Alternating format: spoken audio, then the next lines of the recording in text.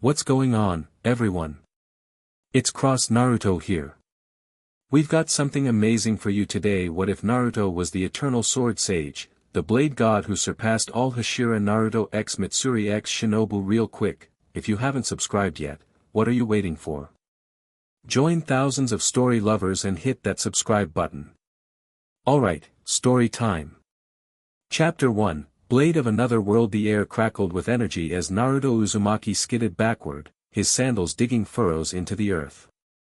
What should have been a routine reconnaissance mission had gone sideways the moment he discovered that ancient temple hidden deep in the land of lightning. Damn it! Naruto shouted as the intricate seal beneath his feet glowed brighter. The chakra-infused markings had activated the moment he'd stepped inside, responding to his sage chakra like a starving beast to fresh meat. I can't break free. The golden light intensified, wrapping around him like chains. He'd seen enough space-time ninjutsu to recognize the signs of dimensional displacement. Years of fighting alongside Sasuke had taught him that much. Shadow Clone Jutsu. He formed the familiar hand sign, but the clones dispersed instantly, the seal's energy disrupting their formation. Not good. Naruto closed his eyes, trying to tap into Kurama's power, but the fox's energy seemed oddly muted, like it was being pulled in another direction. The seal's glow consumed his vision completely, and then, nothing. When consciousness returned, Naruto found himself face down in unfamiliar dirt. His head pounded like he'd gone drinking with Tsunade, and his chakra felt different. Not depleted, but somehow altered, as if filtered through strange water. Where the hell am I? He pushed himself up, taking in the nighttime forest surrounding him. The trees looked similar to those around Konoha, but something felt off. The air tasted different, heavier with an underlying current he couldn't place. A woman's scream pierced the night. Instinct kicked in. Naruto was moving before his brain fully processed the sound, darting through trees toward the commotion. As he approached a small clearing, the scent hit him, blood, fresh and plentiful. Help! Someone please! A young woman backed away from what Naruto initially thought was a man. But as the figure stepped into the moonlight, he realized how wrong that assumption was. The creature stood 7 feet tall, with bulging muscles and skin the color of ash. Its arms extended too long for any human, ending in clawed hands dripping with fresh blood. But it was the eyes that gave away its true nature, sickly yellow with slitted pupils, gleaming with inhuman hunger. Your blood smells delicious, the creature growled, its voice distorted like it was speaking through gravel. I'll enjoy savoring every drop. What the hell are you? Naruto called out, stepping between the creature and the terrified woman. The monster's head snapped toward him, nostrils flaring. Another human? And your blood? Its eyes widened. It smells different. Powerful. Intoxicating. Naruto didn't waste time with further conversation. He launched forward, his fist connecting with the creature's jaw with a satisfying crack. The impact sent the monster flying backward into a tree, splintering the trunk. Run! Naruto shouted to the woman, who didn't need to be told twice. The creature recovered with unnatural speed, its jaw realigning with a sickening pop. You're strong, it hissed, grinning to reveal rows of razor-sharp teeth. But strength alone won't save you from a demon. Demon, huh? Naruto smirked, falling into a fighting stance. Wouldn't be the first one I've dealt with. The demon launched itself at him, moving faster than any civilian could track. But to Naruto's trained eyes, it might as well have been moving through water. He sidestepped, driving his elbow into the creature's spine as it passed. The demon howled but recovered quickly, swiping at Naruto with elongated claws. One caught his sleeve, tearing through fabric but missing flesh. Rasengan. Naruto formed the swirling ball of chakra in his palm and drove it into the demon's chest. The impact sent the creature flying backward again, a massive spiral wound carved into its torso. But to Naruto's shock, the wound began closing almost immediately. What the? Is that all you have, human. The demon laughed, the horrible sound echoing through the forest. You can't kill me without a Nichiren blade. Naruto narrowed his eyes. He didn't know what a Nichiren blade was, but he knew how to adapt. If physical attacks wouldn't work, he'd try something else. Multi-shadow clone jutsu.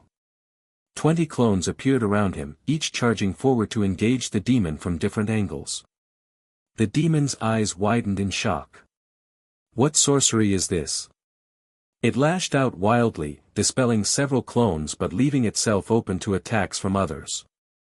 Naruto used the distraction to gather nature energy, the familiar sensation of sage mode washing over him.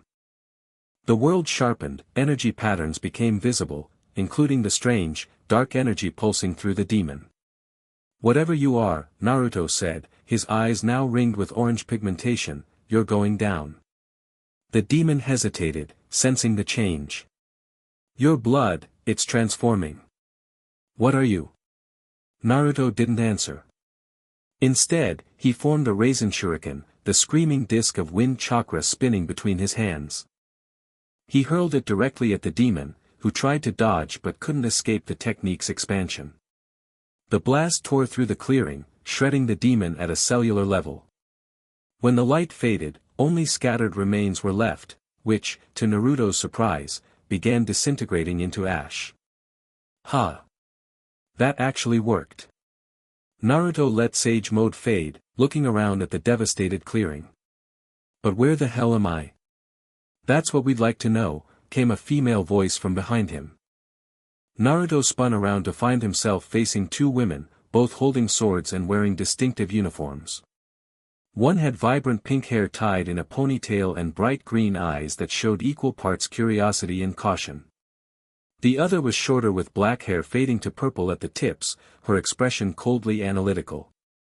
And more importantly, the black-haired woman continued, her voice deceptively gentle despite her intense gaze, what exactly are you? The pink-haired woman bounced slightly on her feet, unable to contain her excitement. That was amazing. I've never seen anyone destroy a demon without a Nichiren blade before. How did you do that? What was that spinning light thing? Can you teach me? Mitsuri, the shorter woman sighed, perhaps we should introduce ourselves before interrogating him. Oh. Right. Sorry, Shinobu. The pink-haired woman, Mitsuri, bowed quickly. I'm Mitsuri Kenroji, love Hashira of the Demon Slayer Corps. And I am Shinobu Kocho, insect Hashira, the other woman said with a smile that didn't reach her eyes. Now, would you care to explain what we just witnessed? Naruto scratched the back of his head, processing the strange titles. I'm Naruto Uzumaki, ninja of the Hidden Leaf Village.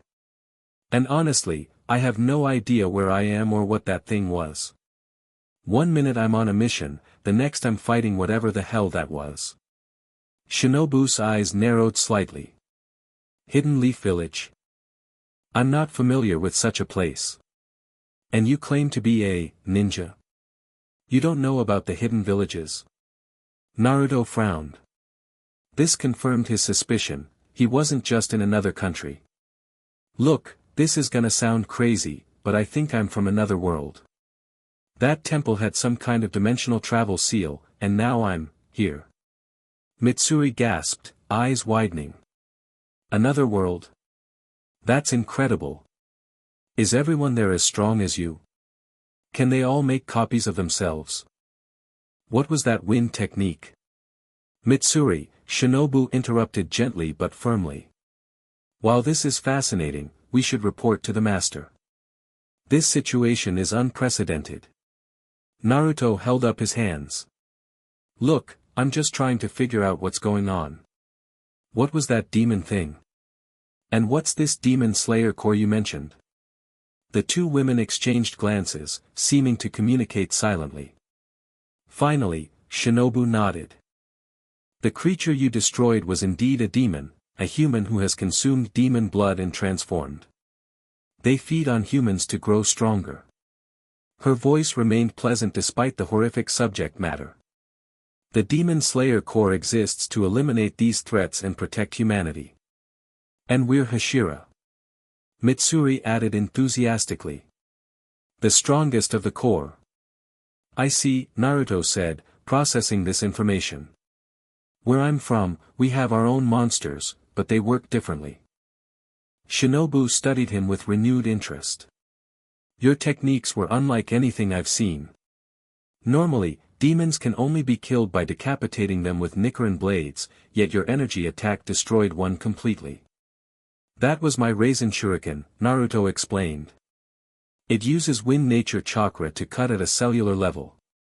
Guess demon regeneration can't handle that. Chakra?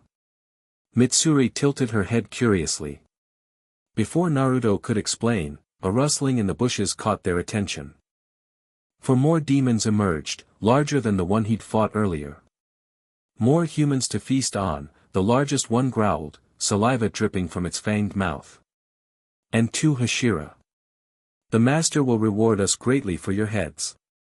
Naruto dropped into a fighting stance, but Mitsuri stepped forward, drawing her blade, an unusual whip-like sword that gleamed in the moonlight.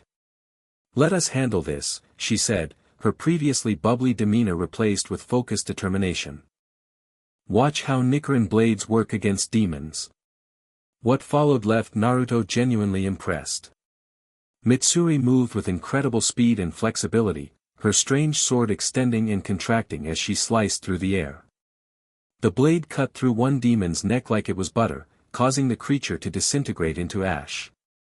Meanwhile, Shinobu darted between the remaining demons with precision that would make an ANBU envious. Her fighting style was different, less about power and more about placement, her blade striking specific points that caused the demons to convulse before dissolving. When the last demon fell, Naruto found himself applauding. That was awesome. Your sword techniques are incredible. Mitsuri beamed at the compliment, a slight blush coloring her cheeks. That's love breathing for you. My blade weighs almost 3 times a normal Nichiren sword, but it's super flexible, just like me. Love breathing?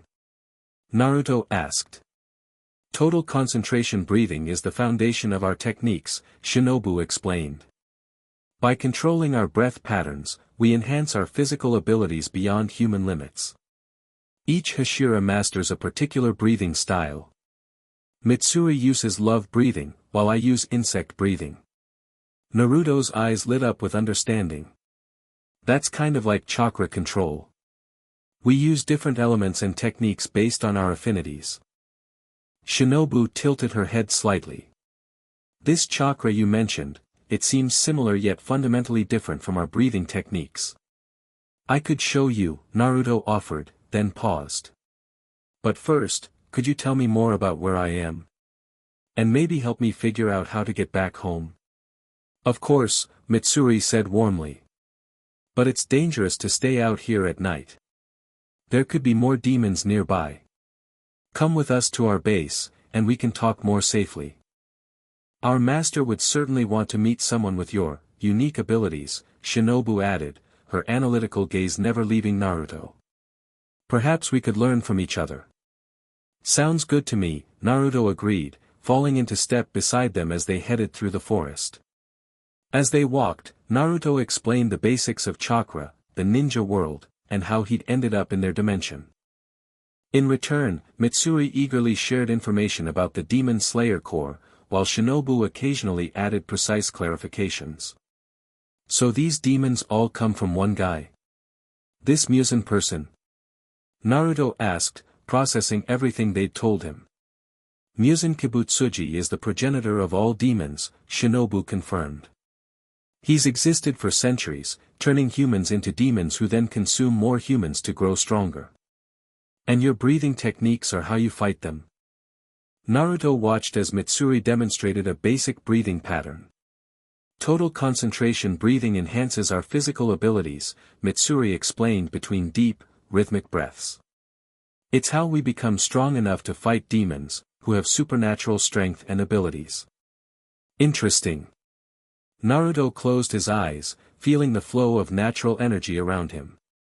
It's similar to gathering nature chakra, but more focused on the body than external energy.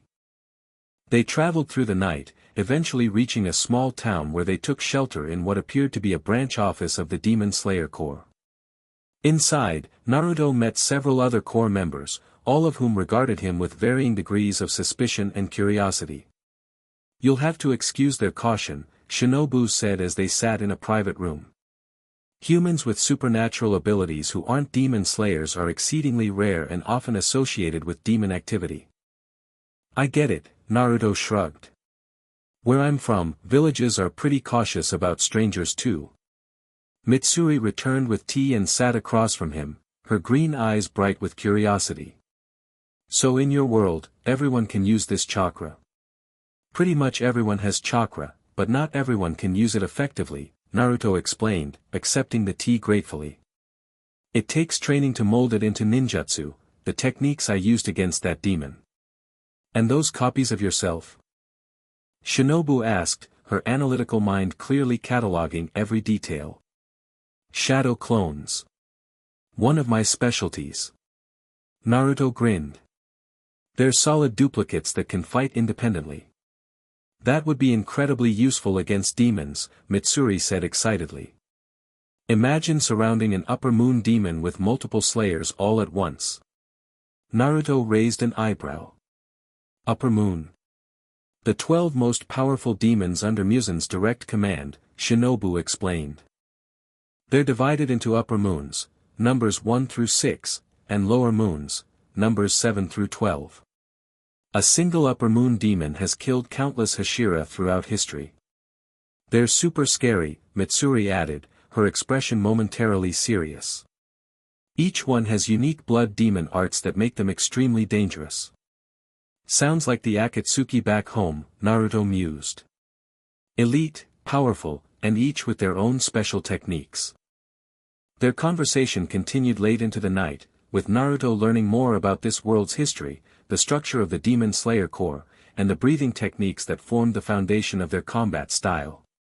In return, he explained the basics of the ninja world, chakra nature transformations, the great villages, and some of his adventures. He was careful to avoid mentioning Kurama directly. Something told him that revealing he had a powerful entity sealed inside him might not go over well in a world dedicated to fighting demons. "What will you do now?" Shinobu asked as their conversation began winding down. "Will you search for a way back to your world?" Naruto stared into his empty teacup, considering the question. "Eventually, yeah. My friends will be worried. But that seal was complex, I'm not sure how to reverse it without studying it more. And I can't just leave knowing there are people being eaten by demons here." Mitsuri clapped her hands together. "Then you should join us. Become a demon slayer." "Mitsuri," Shinobu said gently, "becoming a demon slayer typically requires years of training and a formal selection process. But he already killed a demon without a Nichiren blade." Mitsuri protested. "And he's super strong. Couldn't the master make an exception?" Shinobu considered this, studying Naruto with that penetrating gaze. "Perhaps. His abilities would certainly be valuable against the demons. But there would be resistance from some quarters." "I don't need an official title," Naruto said. "But I'll help however I can while I'm here. Though." He glanced at the swords both women carried. "I might need to learn swordsmanship. Never been my strongest skill." Mitsuri's eyes lit up. "I could teach you. Well, the basics at least. My style might be too specialized for a beginner." "I could also provide instruction," Shinobu offered, surprising both of them. "My techniques focus on precision rather than strength, which might complement your existing abilities." "That would be great," Naruto said sincerely. "And maybe I could show you guys some chakra techniques that might help against demons." The idea of cultural exchange clearly appealed to both Hashira, though for different reasons. Mitsuri seemed excited by the novelty and potential new fighting techniques, while Shinobu's interest appeared more academic, studying an entirely new power system. "For now, you should rest," Shinobu stood gracefully. "Tomorrow, we'll begin your training with a Nichiren blade and see if we can acquire one suited to your fighting style." And I'll send a message to the master about you. Mitsuri added enthusiastically. After they showed him to a small but comfortable room, Naruto sat cross-legged on the futon, entering a meditative state to check on his chakra. The familiar warm current flowed through him, but there was something different about it. The way it interacted with this world's energy felt new. Kurama, he called mentally, reaching for the fox's presence. The response came slowly, as if from a great distance. I'm here, Kit. But barely. This world, it affects our connection. Are you okay? Naruto asked, concerned. I'll survive, the fox grumbled. But my chakra behaves strangely here. The energy of this world, it's hostile to demons, yet feeds on natural energy differently. These people fight demons with special breathing techniques, Naruto explained. Do you think I could adapt our sage chakra to work with their methods? Kurama was silent for a moment. Possibly. The natural energy here is potent but flows in patterns I've never felt before. Be careful with sage mode, it might have unexpected effects. With that warning in mind, Naruto eased out of meditation and lay down, mind racing with possibilities. Tomorrow would bring new challenges, but also new opportunities to learn and grow stronger. Dawn broke with the sound of training in the courtyard. Naruto woke to find Mitsuri already practicing, her whip-like blade dancing through the morning air as she executed complex forms with fluid grace. Good morning. She called cheerfully when she noticed him watching. Did you sleep well? Yeah, thanks, Naruto stretched, his body still adjusting to this world's different energy. That sword technique looks amazing. Mitsuri beamed at the compliment. Love breathing is all about flexibility and unpredictable movements. Most demon slayers use water breathing as their foundation, but I developed my own style that works with my natural strength. Natural strength? Naruto asked, coming closer to observe her training. In response, Mitsuri casually lifted a massive stone block with one hand. I was born with muscles 8 times denser than the average person. People thought it was weird until the master helped me turn it into my strength. That's awesome. Naruto grinned. Where I'm from, embracing your unique abilities is what makes a great ninja. Mitsuri's smile widened, and a faint blush colored her cheeks. The master said the same thing. That's why I'm not ashamed of being different anymore. Their conversation was interrupted by Shinobu's arrival, carrying a wooden training sword and what appeared to be standard demon slayer uniform. I thought you might prefer clothing more suited to our fighting style, she explained, offering the neatly folded uniform. And we'll start with a practice sword before determining which Nichiren blade might suit you. Thanks, Naruto accepted both gratefully. The uniform was similar to what he'd seen other corps members wearing, dark material with functional design that allowed for movement. After changing, he joined both Hashira in the training yard, feeling slightly awkward with the wooden sword. Just to warn you, I've never been great with blades. Always preferred hand-to-hand combat. Most techniques can be adapted, Shinobu said. The important foundation is proper breathing. Observe. She demonstrated the basic total concentration breathing pattern, her entire demeanor changing as she focused. The air around her seemed to vibrate with controlled power. The breath enters through your nose and fills your lungs completely, she explained. You control its flow throughout your body, channeling strength to your muscles and sharpening your senses. Naruto closed his eyes, following her instructions. The breathing pattern felt similar to gathering chakra, but with more emphasis on the physical body rather than molding energy externally. It's kind of like focusing chakra, he noted. But more about enhancing the body than projecting energy outward. Exactly. Mitsuri clapped excitedly. You're catching on fast. For the next several hours, they worked on basic sword forms and breathing techniques. Naruto's ninja training gave him excellent reflexes and body control, but wielding a sword effectively required different muscle memory and movements. Your instinct is to grab with your other hand, Shinobu observed as he fumbled a blocking maneuver. In ninjutsu, you use hand signs, correct? But swordsmanship requires letting the blade become an extension of your arm. Right, Naruto nodded, adjusting his grip.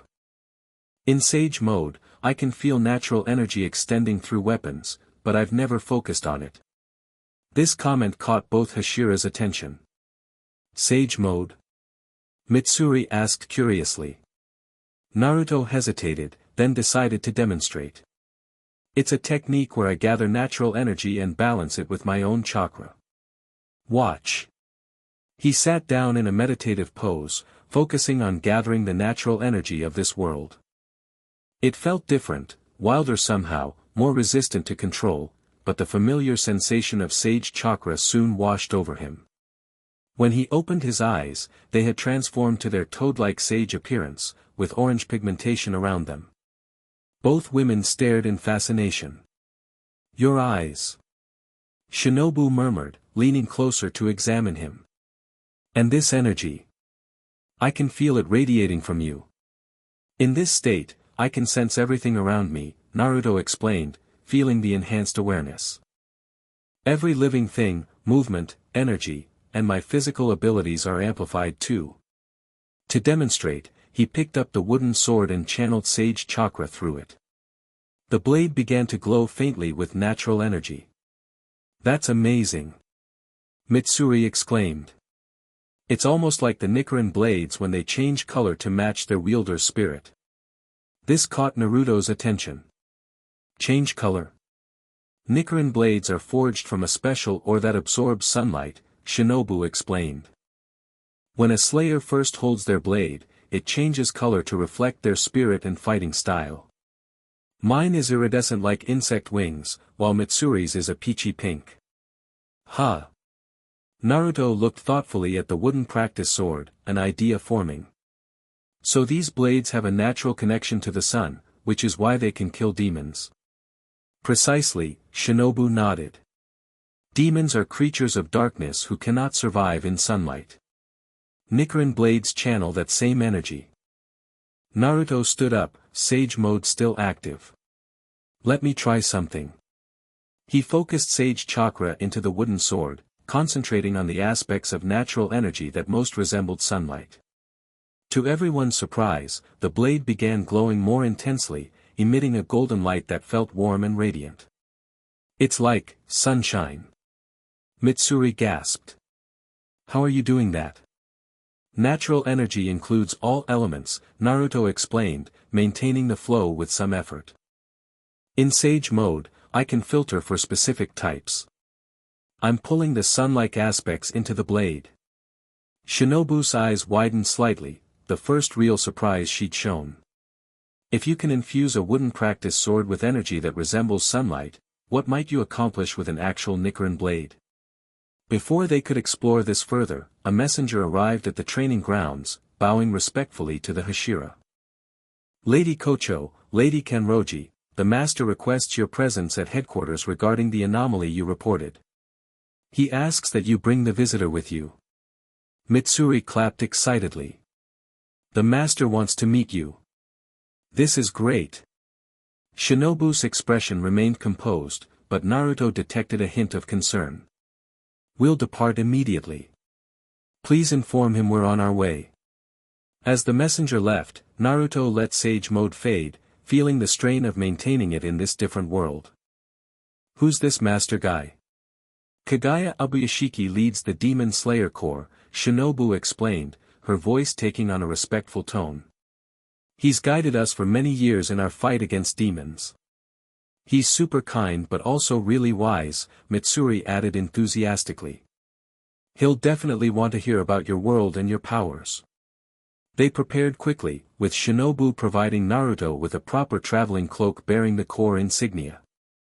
As they departed for headquarters, Naruto couldn't help feeling both excited and apprehensive about meeting this world's leader and what it might mean for his time here. The journey took several days, during which they encountered 2 more demon attacks. These confrontations gave Naruto practical experience applying his developing sword skills alongside his ninjutsu, and both Hashira seemed impressed by his rapid adaptation. Your ability to combine techniques is remarkable, Shinobu noted after he used shadow clones to distract a demon while channeling wind chakra through his borrowed sword to enhance its cutting power. Most slayers take years to develop their own fighting style. Being unpredictable was always my specialty, Naruto grinned, dispelling his remaining clones. Plus, I've got 2 awesome teachers. Mitsuri beamed at the compliment, while Shinobu gave one of her small, measured smiles. As they traveled, Naruto found himself growing increasingly comfortable in their company. Mitsuri's boundless enthusiasm and genuine heart reminded him of Lee's passion and Hinata's kindness combined. Meanwhile, Shinobu's analytical mind and hidden depths brought to mind a strange blend of Shikamaru and Sakura. Their conversations ranged from battle tactics to more personal matters. Naruto shared stories of his childhood and friends back home, while Mitsuri eagerly offered tales of her journey to becoming a Hashira. Shinobu spoke less of her past, but occasionally mentioned her sister Kane with a mixture of fondness and deeply buried pain that Naruto recognized all too well. On their final night before reaching headquarters, as they camped beneath stars that looked almost but not quite like those over Konoha, Mitsuri asked the question that had clearly been on her mind. "Do you miss your world, Naruto?" He stared up at the unfamiliar constellations, considering. "Yeah, I do. I've got precious people waiting for me there. But..." He paused, choosing his words carefully. "I've also found something important here. People suffering from these demons, people fighting to protect others. That matters to me too." "You've only been here a short time," Shinobu observed quietly from across the campfire. "Yet you speak as though you've already decided to join our fight." Naruto shrugged. "That's just who I am. If people are suffering and I can help, I will. That's my ninja way." The simple declaration seemed to resonate with both women, though they expressed it differently. Mitsuri's eyes shone with admiration, while Shinobu studied him with renewed interest. "The Corps could use someone with your perspective," she finally said. "Our traditional methods have persisted for generations, but the demons grow stronger. Perhaps approaches from another world might tip the balance in humanity's favor. Just wait until you show the other Hashira your techniques." Mitsuri added excitedly. "Kaijuro especially will be thrilled to meet you." As Naruto listened to Mitsuri enthusiastically describe her fellow Hashira, the fiery flame Hashira Kaijuro Rengoku, the stoic stone Hashira Jyomi Himejima, the volatile wind Hashira Sanemi Shinazugawa, and others, he felt a familiar warmth spreading through him. It was the same feeling he'd experienced when first becoming part of Team 7, then later the allied shinobi forces, the sense of finding comrades who shared his determination to protect others. The Demon Slayer Corps headquarters was nestled in a remote mountain location, its traditional architecture blending harmoniously with the natural surroundings. As they approached, Naruto noticed intricate protective wards carved into trees and rocks, similar in concept to barrier seals used by ninja, but with different designs and energy signatures. The wards help detect demon presence, Shinobu explained, noting his interest. Though they're not infallible against the more powerful upper moons who can conceal their demonic energy. They were greeted at the entrance by Corps members who bowed respectfully to the Hashira while regarding Naruto with open curiosity. News of a stranger with unusual abilities had clearly spread. "The master is waiting in the main hall," one of them informed Shinobu. "The other Hashira have also been summoned." "All of them?" Mitsuri asked, sounding surprised. "This must be important. It's not every day someone from another dimension appears," Shinobu remarked dryly. They were led through the compound to an elegant building at its center. Inside, several people were already gathered, each with distinct appearances and auras of power that marked them as exceptional fighters. A muscular man with spiky white hair and multiple scars glared suspiciously as they entered. "So this is the supposed dimension traveler. Doesn't look like much to me." "Calm yourself, Sanemi," said a massive blind man with prayer beads wrapped around his hands. "I sense unusual energy from him. It would be unwise to judge hastily." "Mitsuri." "Shinobu." A bright-voiced man with flaming hair and eyebrows approached enthusiastically. Is it true this fellow destroyed a demon without a Nichiren blade? Magnificent. Before Naruto could respond to any of these greetings, the room fell silent as a screen door slid open. A pale man with bandaged eyes entered, supported by two young girls. Despite his physical frailty, his presence commanded immediate respect from everyone present. "Welcome, Naruto Uzumaki," the man said in a gentle yet authoritative voice. "I am Kagaya Ubuyashiki, master of the Demon Slayer Corps. I understand you come from a world quite different from our own." Naruto bowed respectfully, recognizing the man's position. "Thank you for meeting me. And yeah, I arrived here accidentally, but while I'm here, I want to help fight these demons." Kagaya smiled. "Your willingness to aid strangers speaks well of your character. Shinobu and Mitsuri have sent reports of your abilities, which are quite remarkable." "They're good teachers," Naruto said, glancing appreciatively at the two Hashira who had brought him here. "I'm still getting the hang of swordsmanship, but I'm a quick learner." "So you claim," said Sanemi skeptically. "Let's see these powers firsthand." Kagaya held up a hand. "In due time, Sanemi. First, I believe we should provide our guest with the proper tools if he is to assist us." He gestured to one of his attendants, who brought forward a sheathed katana. "This is a Nichiren blade that has not yet chosen its wielder," Kagaya explained. "I would like to see how it responds to you, Naruto." Naruto accepted the sheathed sword, feeling an unusual energy emanating from it. Drawing the blade slowly, he was surprised to see it begin glowing almost immediately, but not with a single color. Instead, swirls of orange and gold spiraled through the metal, pulsing like a heartbeat. "Fascinating," murmured Kagaya. "I've never seen a blade react quite like this." "It's beautiful," Mitsuri breathed, leaning closer to see. "The orange resembles your sage chakra," Shinobu observed. "But the gold?" "That's from Kurama," Naruto said without thinking, then realized his slip. "Kurama?" Kagaya inquired gently. Naruto hesitated, then decided honesty was best. "Where I'm from, I'm what's called a Jinchuriki. I have a powerful being sealed inside me, the nine-tailed fox, Kurama. We work together, sharing power and fighting as partners." This revelation caused a stir among the gathered Hashira.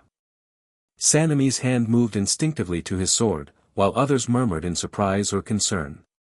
"You harbor a demon within you?" asked a stern-looking woman with her hair in a tight bun. "Not a demon," Naruto clarified quickly. "A tailed beast, a living form of chakra. They're natural entities in my world, not corrupted humans like your demons."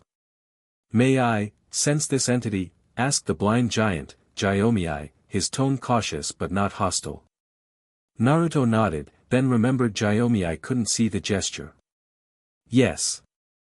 I'll channel a small amount of Kurama's chakra so you can feel it." He carefully drew on the fox's power, allowing just enough to manifest as a faint golden aura around him. The blade in his hand resonated with the energy, the gold swirls brightening in response. Gyomii's expression changed from caution to wonder. "This energy, it isn't demonic. It feels ancient and wild, but not malevolent like the demons we face.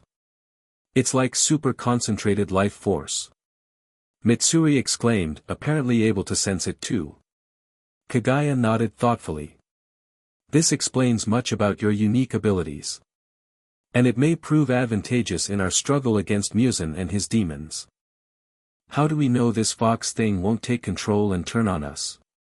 Sanemi demanded, still suspicious. "Kurama and I are partners," Naruto said firmly. "We fought together against enemies that threatened our world. And honestly, he hates your demons as much as you do. Says their energy feels wrong to him." This seemed to reassure some of the Hashira, though Sanemi remained skeptical.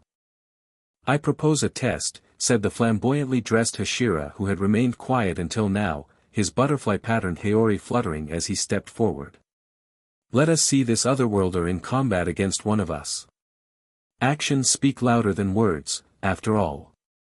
A reasonable suggestion, Yuzui, Kagaya agreed. But not a duel to harm, merely a demonstration of skills. He turned his bandaged face toward Naruto. Would you be willing to demonstrate your abilities in this manner? Sure thing, Naruto agreed readily. Who am I facing? To everyone's surprise, Sanemi stepped forward with a predatory grin.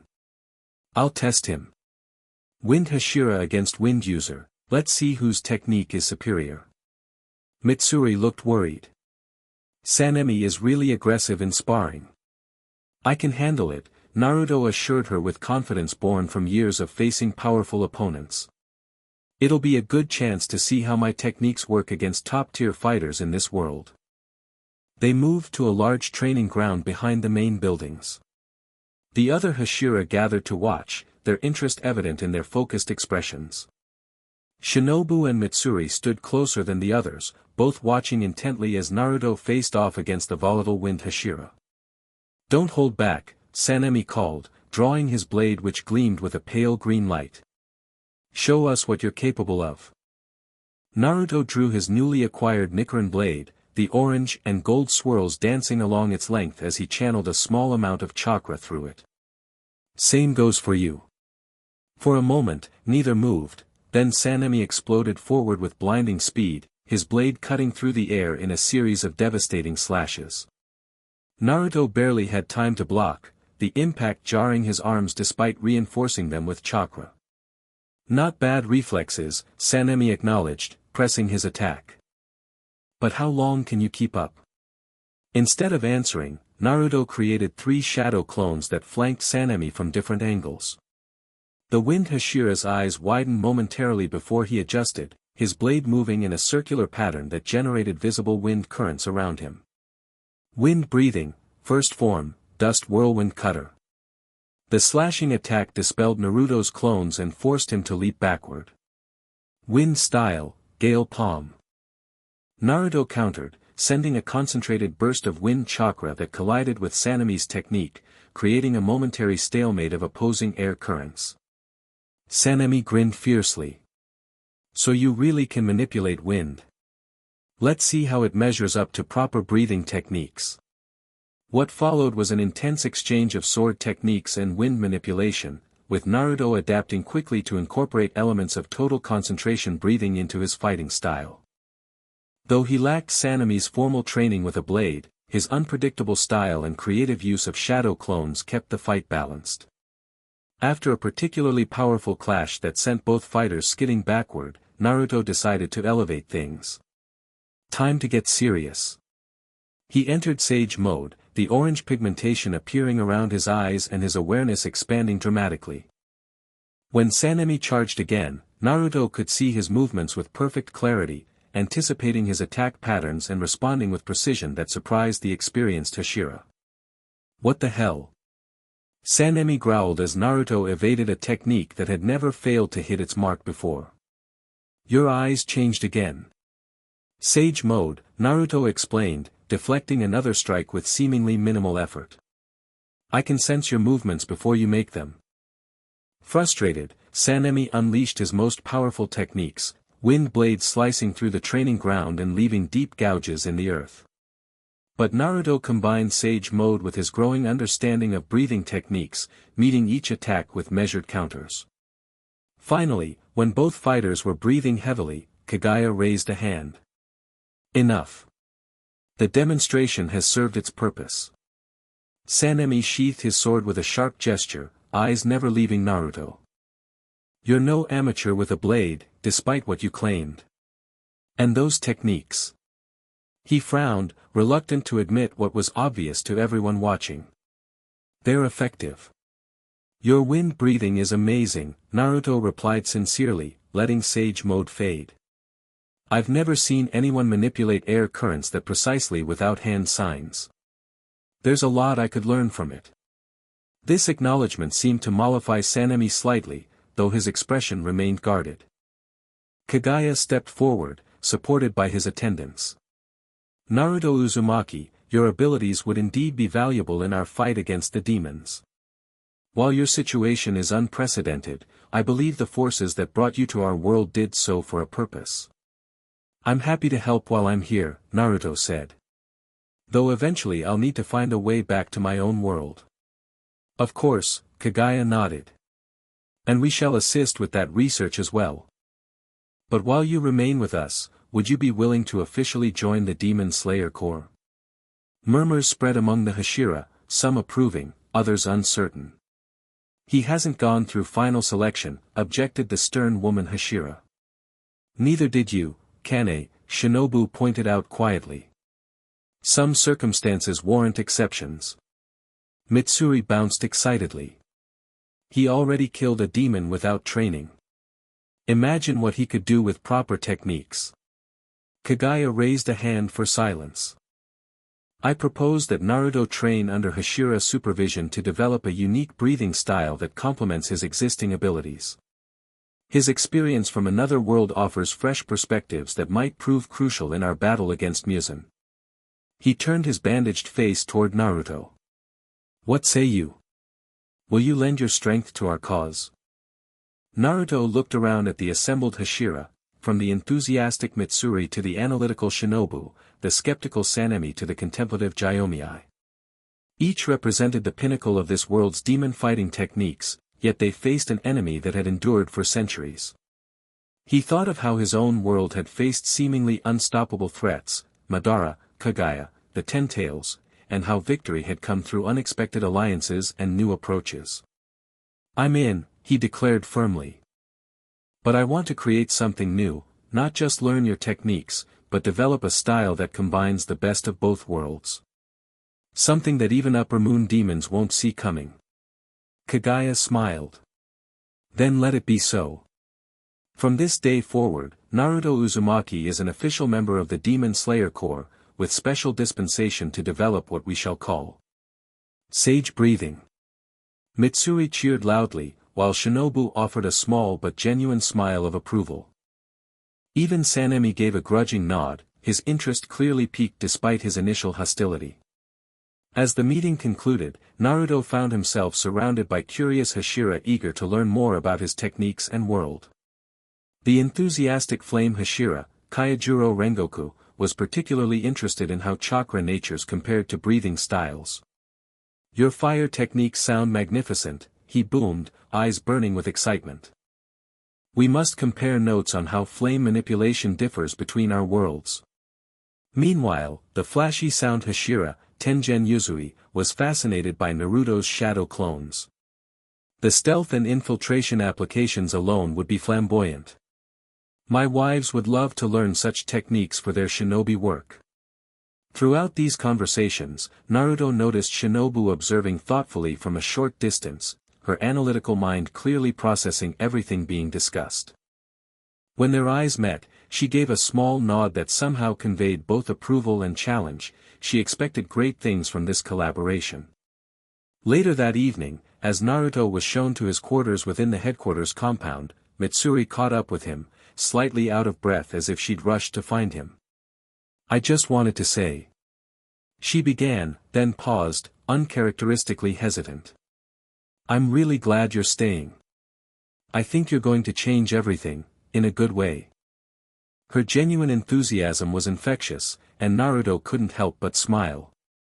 Thanks for believing in me from the start. I promise I won't let you down. A faint blush colored her cheeks.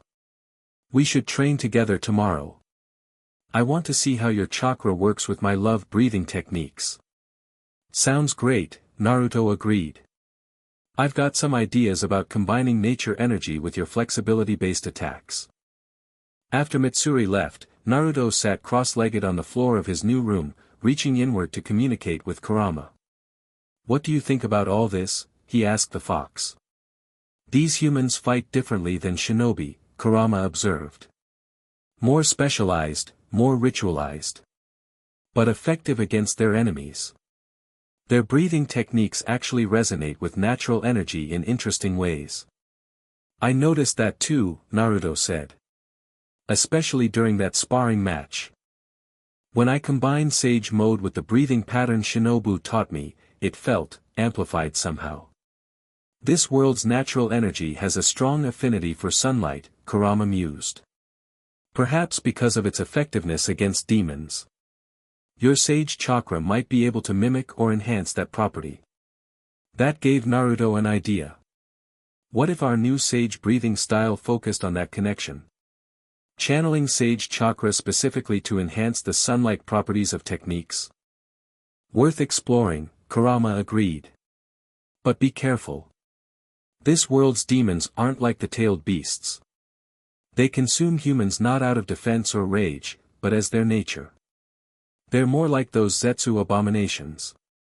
Naruto nodded grimly, remembering the white Zetsu army that had caused so much death during the Fourth Great Ninja War. All the more reason to help while we're here.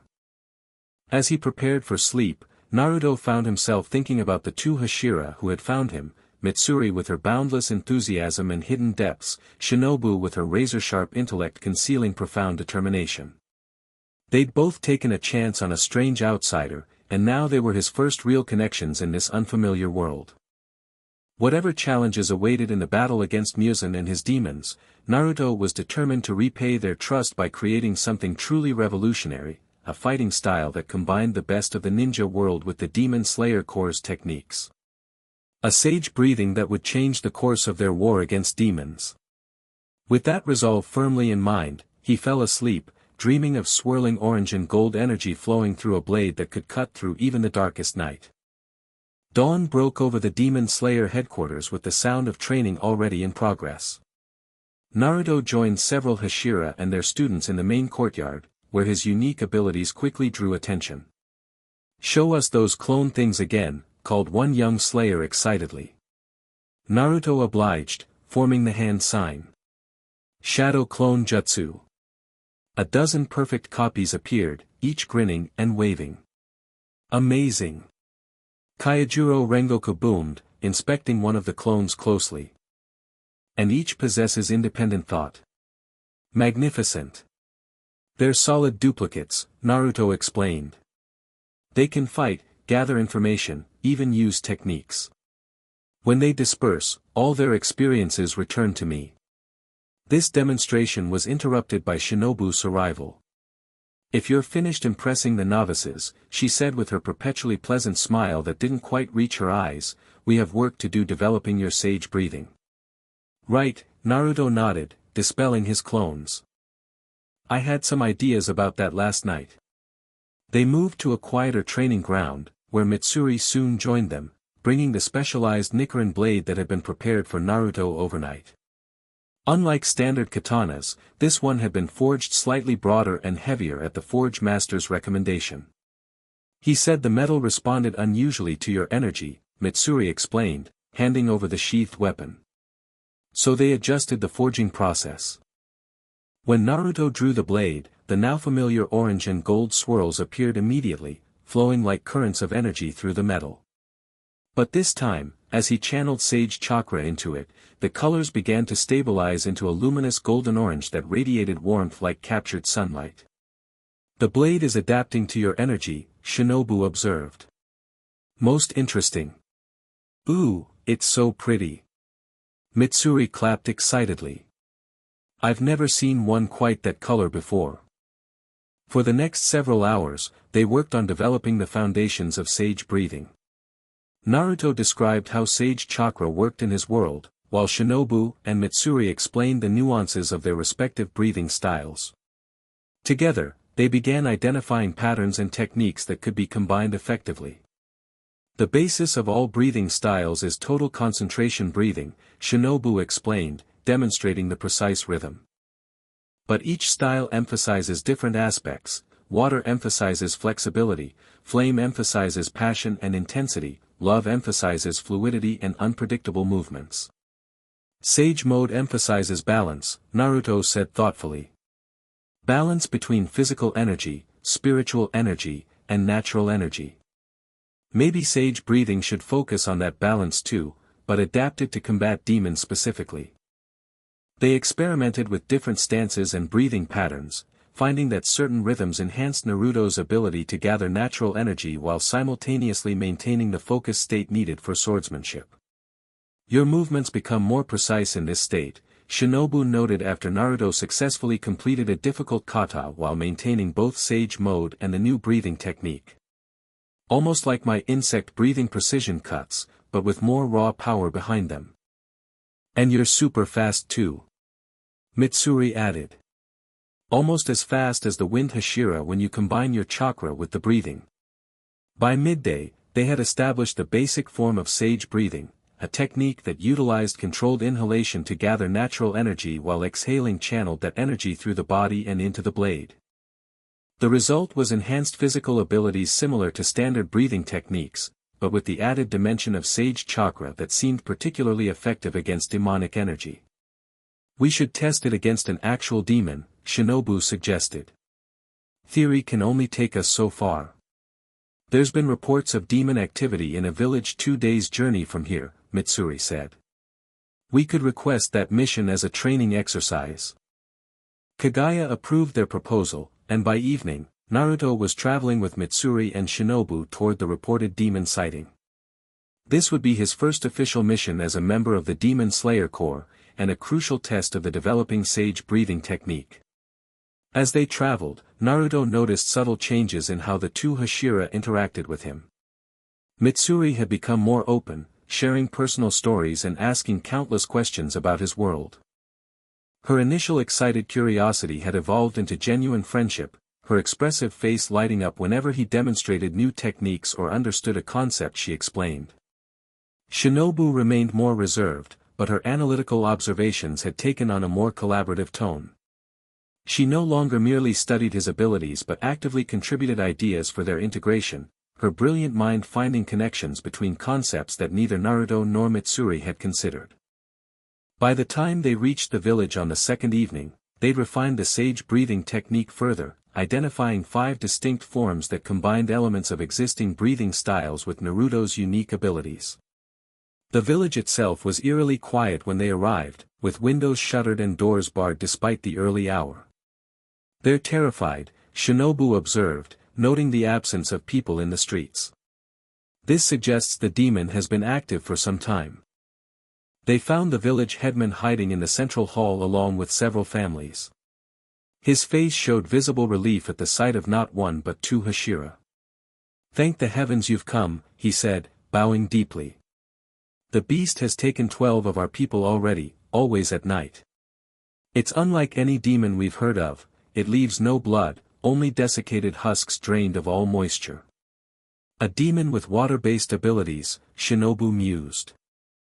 Not uncommon, but the complete moisture drainage suggests unusual power. We'll handle it, Mitsuri assured the villagers confidently. Everyone should stay inside tonight. We'll hunt the demon.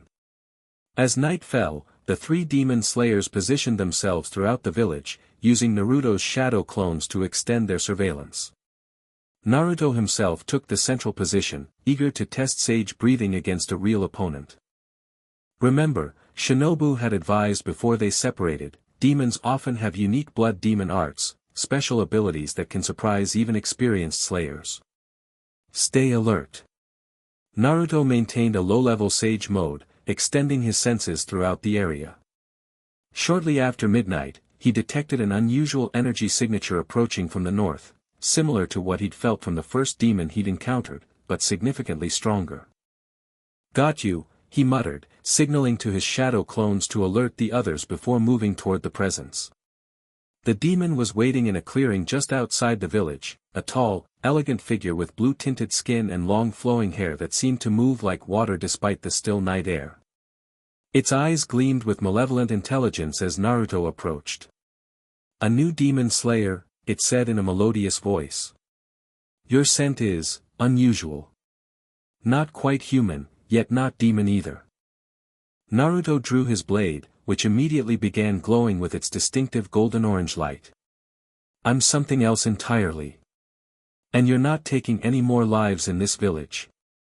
The demon's eyes widened at the sight of his sword. That blade, it resonates differently from other Nichiren blades I've encountered. How fascinating. Its mouth stretched into an inhuman grin. I look forward to adding your unique essence to my collection. Without warning, the demon's hair extended like liquid whips, lashing toward Naruto from multiple angles. He dodged with enhanced reflexes, noting how the hair solidified into razor-sharp tendrils where it struck. Water manipulation, but advanced, Naruto analyzed, recalling Shinobu's briefing on demon abilities. Probably an upper-rank demon based on its human appearance and control. He activated full sage mode and began the sage breathing pattern they developed, feeling the natural energy flowing through his body in a new way, more directed, more focused than his usual sage chakra application. Sage breathing, first form, solar palm strike.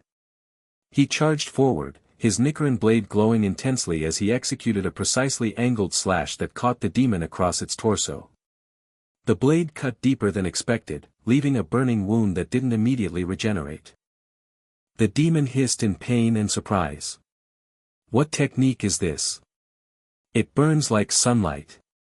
Naruto pressed his advantage, moving through the forms they developed while maintaining the specialized breathing rhythm. Each strike left glowing wounds that seemed to resist the demon's natural healing abilities. Sage breathing, third form, dawn horizon cut. The horizontal slash released a wave of energy that caught the demon as it tried to leap away, severing one of its arms. The demon's expression changed from curiosity to rage. Enough games. Blood demon art, drowning abyss. The air around Naruto suddenly became heavy with moisture, condensing rapidly into a sphere of water that engulfed him completely. Inside, he felt pressure building as the water compressed around him, seeking to crush and drown simultaneously. Outside the water prison, the demon smiled cruelly. My special ability. No human can escape once trapped. They either drown or I extract every drop of moisture from their bodies, whichever amuses me more. To its shock, the water sphere suddenly began to glow from within, the golden-orange light of Naruto's blade intensifying until it seemed like a miniature sun was trapped within the water. Steam began rising as the water evaporated rapidly. Sage breathing, fifth form, solar flare eruption. The water prison exploded outward in a blast of steam and light, revealing Naruto standing unharmed, his blade held in a reversed grip and glowing with blinding intensity. Without pausing, he launched forward with speed that surprised even the demon. Impossible, it gasped as Naruto's blade sliced through its neck in a clean, perfect cut.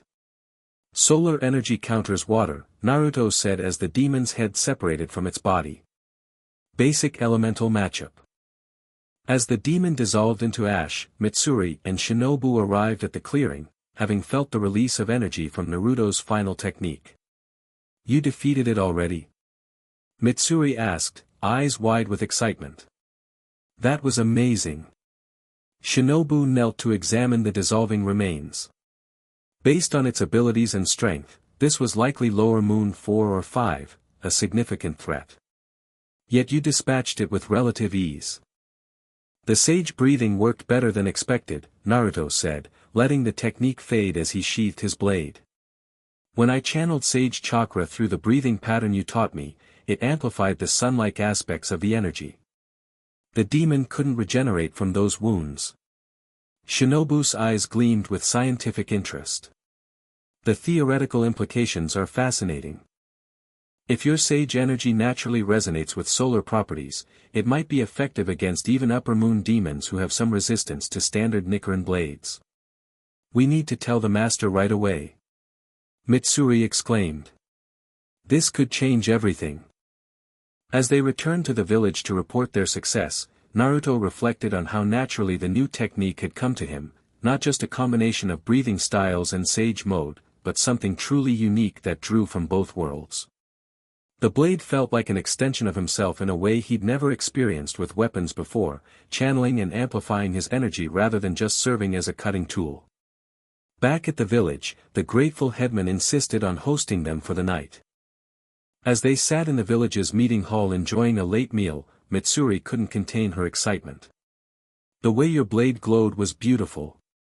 And that last technique, when you made all the water evaporate, was incredible. Her eyes shone with admiration. You're a natural with the sword now. I had good teachers, Naruto replied with a grin. Combining your love breathing's unpredictable movements with Shinobu's precision made a big difference. Shinobu sipped her tea calmly, but her eyes revealed her satisfaction. What interests me most is how quickly you developed this technique. Most slayers take years to master even basic forms, yet you've created an entirely new breathing style in days. It helps that I've been training with chakra since I was a kid, Naruto explained. A lot of the concepts overlap: energy control, focus, balance. The main difference is how it's applied. Still, it's super impressive. Mitsuri insisted. I can't wait to see how your sage breathing works against stronger demons. They talked late into the night, refining the technique based on his battle experience and planning further training. By the time they retired to their separate rooms, Naruto felt a sense of accomplishment he hadn't expected. In just a short time, he'd gone from disoriented visitor to creating a potentially game-changing combat style. As he prepared for sleep, a gentle knock came at his door. Opening it, he found Shinobu standing there, her usual composed expression replaced by something more thoughtful. "May I have a moment of your time?" she asked. "Sure." Naruto stepped aside to let her enter. "Everything okay?" Shinobu remained standing, her hands folded neatly before her. "I've been analyzing your performance against the demon. The energy your blade emitted wasn't just similar to sunlight. In some ways, it appeared more concentrated, more targeted against demonic essence specifically." Naruto nodded, following her train of thought. "I noticed that too. When I hit it, the wounds burned from the inside out, starting where the demonic energy was strongest. This suggests possibilities beyond conventional demon slaying," Shinobu continued, her voice taking on an intensity Naruto hadn't heard before. "If refined further, your technique might not only kill demons but potentially," she hesitated. "Potentially what?" Naruto prompted.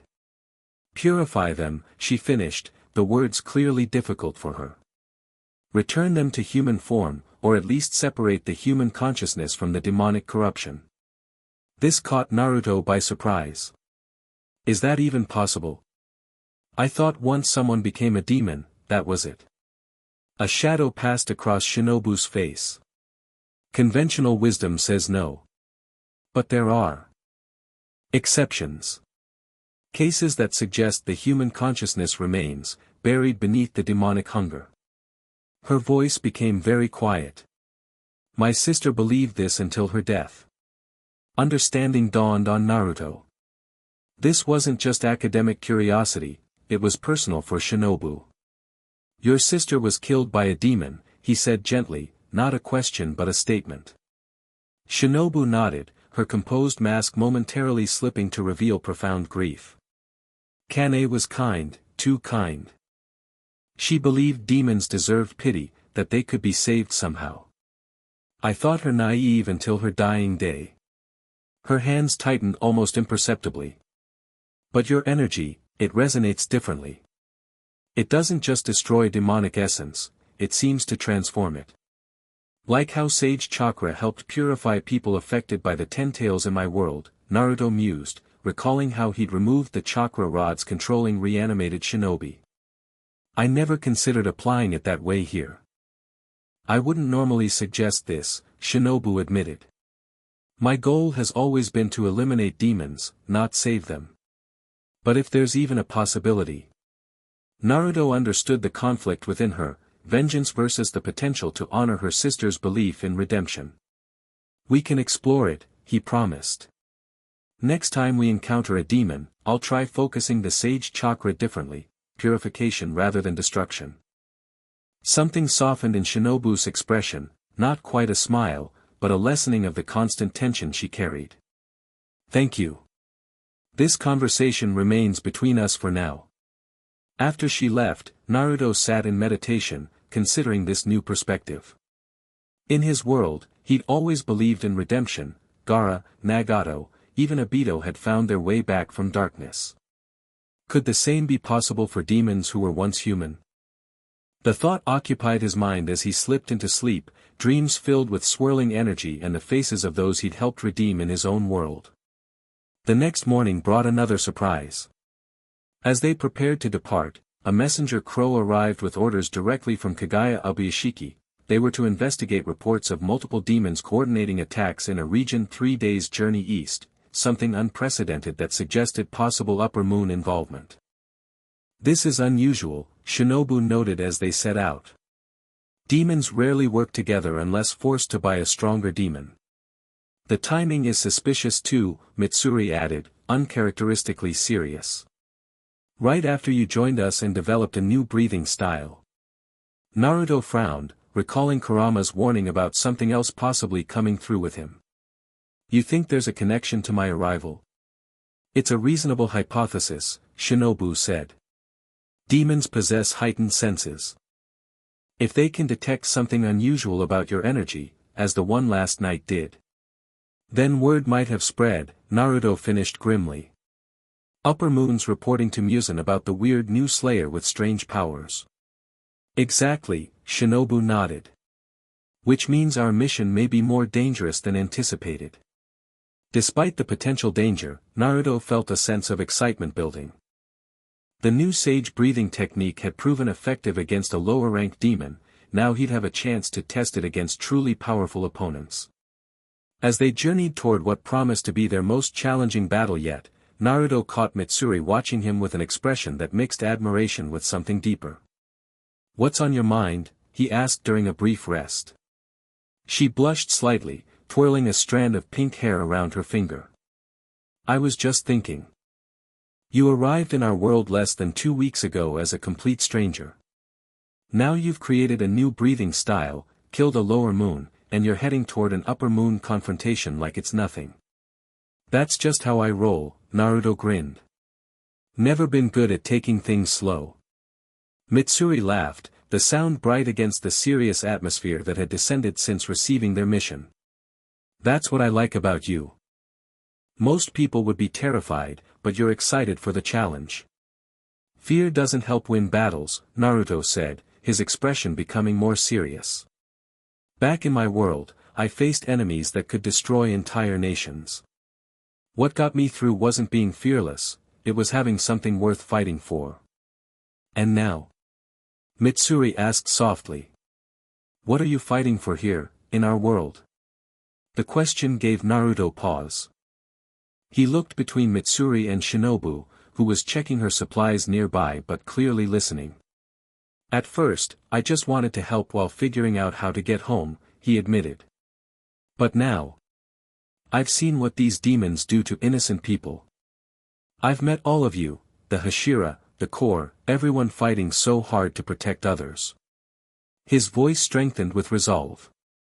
"So I'm fighting for the same thing I always fight for, to protect the people who've become precious to me." Mitsuri's eyes widened, her cheeks flushing pink again, while Shinobu glanced up from her task, something unreadable flickering across her normally composed features. As they continued their journey, Naruto felt a growing certainty that whatever waited ahead, upper moon demons, Muzan himself, or even threats from his own world that might have followed him through, he wouldn't face it alone. In Mitsuri's enthusiastic support and Shinobu's analytical brilliance, in the Hashira's acceptance and the core's shared purpose, he'd found new comrades worth fighting alongside. And with sage breathing, he'd created something that transcended both worlds, a technique that embodied his ninja way while embracing the principles of the demon slayers. The blade that had chosen him, now glowing with golden-orange light whenever he drew it, seemed to resonate with this newfound purpose. The Eternal Sword Sage, it was a title he hadn't asked for, but one he was increasingly determined to live up to as they moved toward the confrontation that would test his new abilities to their limits. Chapter 2, Bonds Forged in Battle. 6 months could change everything. Naruto balanced on a tree branch, golden-orange blade gleaming in the moonlight as he tracked the demon's movements through the forest below. Rain pelted his demon slayer uniform, now customized with spiral patterns reminiscent of his old jumpsuit. Water dripped from his longer hair, he hadn't bothered cutting it since arriving in this world. "Target moving northeast," he whispered, knowing his shadow clone positioned with Mitsuri would relay the information. The demon below, their fourth this week, had been terrorizing mountain villages with unusual abilities. It could move through solid objects, making it nearly impossible to corner with conventional techniques. But Naruto wasn't conventional. He formed a hand sign. Release. 3 disguised shadow clones transformed back from rocks in the demon's path, creating a triangular formation around the unsuspecting target. Each clone activated sage breathing, their blades igniting with the distinctive golden-orange glow that had become Naruto's signature. The demon skidded to a halt, its twisted face contorting with recognition. You. The Spiral Sage. Naruto had grown used to the title that had spread among demons over the past months. The spiral pattern his energy created when channeled through his blade had become infamous, a warning sign that death approached. Nowhere left to run, Naruto called, dropping from his perch to complete the encirclement. You've killed your last innocent. I'll phase right through you. The demon snarled, charging toward what appeared to be the weakest point in their formation, directly at Naruto. Sage breathing, second form, spiral binding threads. Naruto swung his blade in a circular motion, creating visible threads of sage chakra that wrapped around the demon. Instead of cutting, this technique immobilized, the energy disrupting the demon's phasing ability by anchoring it to the physical plane. What is this? The demon struggled against the glowing restraints. I can't phase. Your abilities work by partially shifting into a spiritual form, Naruto explained, approaching calmly. Sage chakra bridges the physical and spiritual worlds. You can't escape it. The demon's eyes widened in fear. Please. I was forced to become this way. Muzan would have killed me otherwise. Naruto paused, remembering his conversation with Shinobu months ago about purification. Over time, they'd refined aspects of sage breathing to include techniques that focused more on cleansing demonic energy than destroying it outright. This might be an opportunity to test their latest theory. Before he could decide, a flash of pink announced Mitsuri's arrival. She landed beside him with characteristic grace despite her enormous strength. Got tired of waiting, she announced cheerfully, love Hashira uniform fluttering in the rain. Is this the one responsible for the phasing attacks? Yeah, we've got him trapped, Naruto confirmed, noting how the demon's eyes darted between them in growing panic. To Hashira. The Spiral Sage and love Hashira together. The demon renewed its struggles. I'm dead. Mitsuri tilted her head, studying the immobilized demon. You've been attacking travelers on the North Road for weeks. Why? Following orders, the demon admitted, apparently deciding cooperation might prolong its existence. Gathering information on Slayer movements, especially about him. It jerked its head toward Naruto. This caught both Slayers' attention. Who gave these orders? Naruto pressed, tightening the binding thread slightly. An upper moon. The demon's expression shifted to a smile despite its predicament. You don't even know what's coming, do you?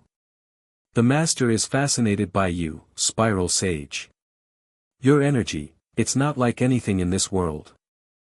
Muzan's been targeting information about me specifically. Naruto exchanged a concerned glance with Mitsuri. Muzan-sama isn't the only one interested, the demon replied cryptically. There's something else, something that followed you here. A chill ran down Naruto's spine that had nothing to do with the rain. What followed me? What are you talking about? Instead of answering, the demon suddenly convulsed, its body bulging grotesquely as something internal tore through its system. No. I didn't tell them anything important. Please. Before either Slayer could react, the demon's head exploded from within, followed by its entire body disintegrating into ash, not the normal dissolution after beheading, but something forced and violent. What the hell was that? Naruto released his technique, staring at the rapidly disappearing remains. Some kind of remote control, Mitsuri said grimly, all her usual cheerfulness gone. I've seen it once before, an upper moon destroying its underlings to prevent information leaks. Naruto knelt, examining the ash before the rain washed it away completely. It was about to tell us something important. Whatever followed me here has them scared enough to kill their own informant. Mitsuri placed a hand on his shoulder, the touch lingering. This makes 5 demons this month that have mentioned you specifically. Something bigger is happening. We should regroup with Shinobu, Naruto decided, standing. Her reconnaissance mission might have turned up more information. They traveled swiftly through the rainy night, Naruto's thoughts troubled by the demon's final words. Since developing sage breathing, he become increasingly valuable to the Demon Slayer Corps, participating in high-priority missions and even training younger slayers in enhanced breathing techniques that incorporated elements of chakra control. But with that rising prominence had come targeted attention from the demons, particularly the upper moons, who seemed unusually interested in his unique energy. Mitsuri moved alongside him with easy grace, her incredible strength allowing her to keep pace effortlessly. Over the months, they'd developed an intuitive partnership, her flexibility-based techniques complementing his unpredictable fighting style perfectly. In combat, they moved like they'd been fighting together for years, not months. "You're worried about what the demon said," she observed as they paused on a ridge overlooking their rendezvous point, a small town where Shinobu was investigating a strange illness affecting breathing technique users. "If something from my world really did follow me here." Naruto's expression darkened. "There are things in my dimension that could make even upper moon demons look tame by comparison." Mitsuri's eyes widened slightly, but her voice remained steady. "Whatever it is, we'll face it together." She stepped closer, her hand finding his in the darkness. "That's what partners do, right?" The warmth in her green eyes made something flutter in Naruto's chest. Their relationship had evolved gradually from teacher-student to fighting partners to something more intimate that neither had fully defined yet. Mitsuri's open-hearted nature made her affection clear, even when words remained unspoken. "Right," Naruto agreed, giving her hand a gentle squeeze. "Together." The moment was interrupted by a familiar butterfly landing on Naruto's shoulder, one of Shinobu's messenger insects. It fluttered its wings in a pattern they recognized as urgent. "She's found something," Mitsuri translated, immediately alert. "We need to hurry." They descended into the town, moving quietly through empty streets toward the small clinic where Shinobu had established her base of operations. Unlike the usual bustle of village life, this town felt subdued, windows shuttered despite the early evening hour, few people visible even in normally busy areas. "The illness has everyone scared," Mitsuri whispered as they approached the clinic. Shinobu said it only affects those who use breathing techniques. This detail had been what prompted their 3-pronged investigation, Shinobu examining victims, Mitsuri tracking supply chains for possible contamination sources, and Naruto hunting demons reported in the area.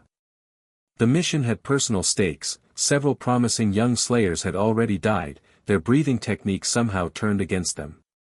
They found Shinobu in the clinic's back room, surrounded by medical equipment and research notes.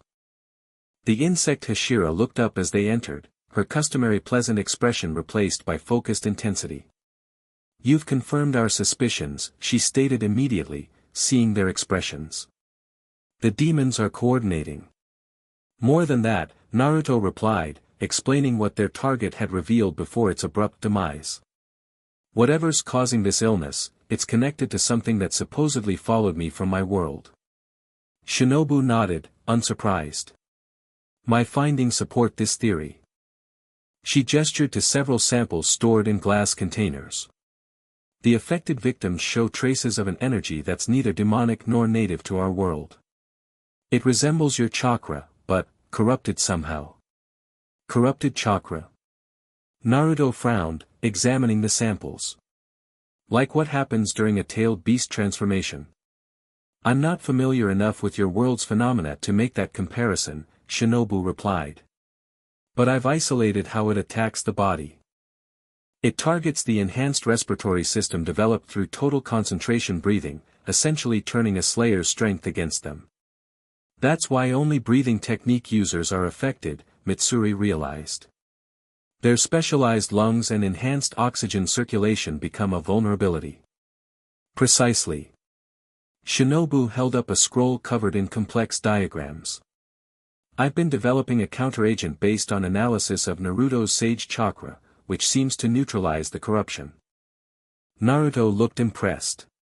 You created an antidote that fast? Limited exposure during analysis forced my hand, Shinobu said matter-of-factly, rolling up her sleeve to reveal faint discoloration along her veins. I became my own test subject. Shinobu. Mitsuri gasped, moving closer to examine the markings. That was too dangerous.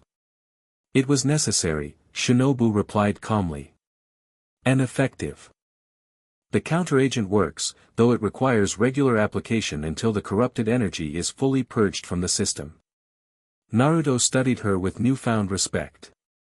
While he'd always recognized Shinobu's brilliance, her willingness to risk herself to develop a cure demonstrated a selfless determination that resonated deeply with him.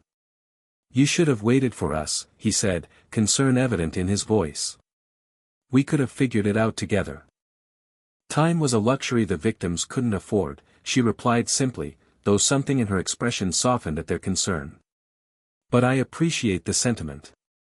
Their conversation was interrupted by a commotion outside, shouts and the unmistakable sound of destruction. Naruto was at the window instantly, his enhanced senses detecting multiple demonic presences converging on the clinic. We've got company, he announced grimly. At least 5 demons, stronger than the ones we've faced so far. Mitsuri drew her whip-like blade, all business now. They're targeting us directly. That's bold even for Upper Moon subordinates. They're after the research, Shinobu deduced, quickly gathering her most critical notes and samples. They must know we're close to understanding their plot. Naruto created several shadow clones that immediately moved to secure the building's perimeter. Shinobu, how many patients are currently here?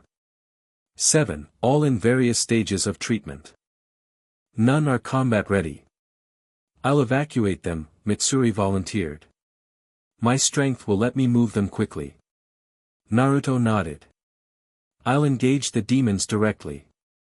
Shinobu, secure your research and provide support once the patients are safe. They moved with practiced efficiency, each understanding their role without lengthy discussion, the result of months fighting alongside each other. As Mitsuri began evacuating patients and Shinobu gathered her crucial findings, Naruto stepped outside to confront their attackers. 5 demons encircled the clinic, each bearing distinctive features that marked them as higher ranked than typical fodder. Their leader, a tall figure with skin patterned like cracked porcelain, stepped forward with a mocking bow. The famous spiral sage, it said, voice resonating unnaturally. Our masters send their regards. Masters, plural. Naruto drew his blade, which immediately ignited with golden-orange energy. So Musen's working with whatever followed me here. What is it? Who sent it? The demon's cracked face split in a grotesque smile. Wouldn't you like to know? The woman who sees across dimensions has taken quite an interest in you, Naruto Uzumaki. A cold dread settled in Naruto's stomach. There was only one woman he knew with that kind of power. Kagaya, he whispered, the name feeling wrong in this world. Not quite, the demon replied, clearly enjoying his shock. But a fragment, a shadow of her consciousness that latched onto your chakra as you crossed dimensions. Now she grows stronger, feeding on the unique energies of our world while providing our master with knowledge of yours. Naruto didn't waste more time on conversation. Entering sage mode instantly, he channeled the energy through his specialized breathing technique. Sage breathing, first form, solar palm strike. The technique had evolved over months of refinement, now releasing a concentrated burst of sage-enhanced energy that struck the leader demon before it could react. The impact left a glowing wound that refused to heal, the signature effect of sage breathing against demonic flesh. But these demons were prepared. The remaining 4 coordinated their attack with unusual discipline, each using blood demon arts that complemented the others. One created shards of bone that flew like projectiles, another manipulated shadows to bind and restrict movement, the third generated waves of corrosive mist, while the fourth moved with speed that rivaled Shinobu's. Naruto created multiple shadow clones to engage each demon separately while he focused on their leader, who had recovered from the initial strike with surprising resilience. "Your techniques are impressive," the porcelain demon acknowledged, its cracked skin reforming slowly around the glowing wound. "But we've studied you, Spiral Sage. We know the limitations of your sage breathing. Then you should know it's especially effective against demons with big mouths," Naruto retorted, shifting into a more aggressive stance. Sage breathing, fourth form, daybreak convergence. This advanced technique, developed during months of intensive training, involved concentrating sage chakra at multiple points around the demon before converging them in a crushing attack. Golden energy formed sphere-like projections that surrounded the porcelain demon before rapidly contracting. The demon howled as the energy spheres impacted, each strike leaving burning wounds in its flesh. But instead of disintegrating, it began laughing, a horrible, grinding sound. Yes. This energy. So pure, so potent.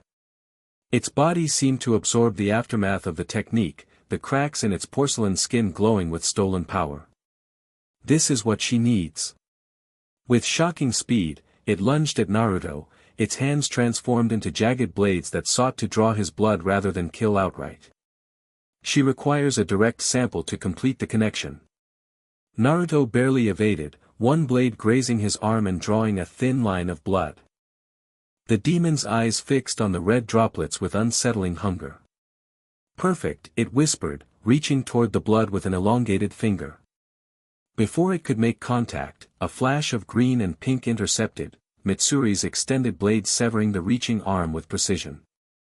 "Don't touch him," she said, voice uncharacteristically cold as she landed beside Naruto in a protective stance. The demon screamed in rage, but its severed limb didn't dissolve as expected. Instead, the disembodied arm continued moving independently, scuttling across the ground toward the spilled droplets of Naruto's blood. "The blood! Don't let it reach the blood!" Naruto shouted, recognizing the danger too late as the arm reached its target. The moment it contacted his blood, the severed limb convulsed, absorbing the droplets before beginning to glow with an eerie purple light that looked horribly familiar to Naruto, the same energy Kaguya had wielded. "Yes!" The porcelain demon cried triumphantly. "The connection is established. She comes." The arm exploded in a flash of light, creating a small dimensional rift that hovered in the air like a tear in reality. Through it, Naruto glimpsed something that sent a chill through him, not Kaguya herself, but a swirling mass of consciousness that contained her unmistakable chakra signature. "Naruto Uzumaki," came a voice from the rift, distorted yet recognizable. "The one who sealed me away. How fitting that a fragment of my power should follow you to this realm." "Just a fragment, huh?" Naruto positioned himself between the rift and his companions. "Not looking so all-powerful now, Kaguya." The voice laughed, the sound echoing wrongly in this world. "This fragment is sufficient for my purposes. This realm's energy is compatible with my own in unexpected ways. The creatures you call demons provide excellent vessels." As if responding to her words, the porcelain demon began transforming, its body bulging and cracking further as Kaguya's chakra poured into it from the rift. The other demons Naruto's clones had been fighting broke off their engagements, rushing to surround their transforming leader. "A demonstration," Kaguya's voice continued from the rift. "Of what happens when my power merges with this world's demonic essence." The transformation completed with a shock wave of power that dispelled Naruto's remaining shadow clones and knocked all three slayers backward. Where the porcelain demon had stood now towered a monstrous fusion, still recognizably demonic, but with distinct elements of Kaguya's appearance.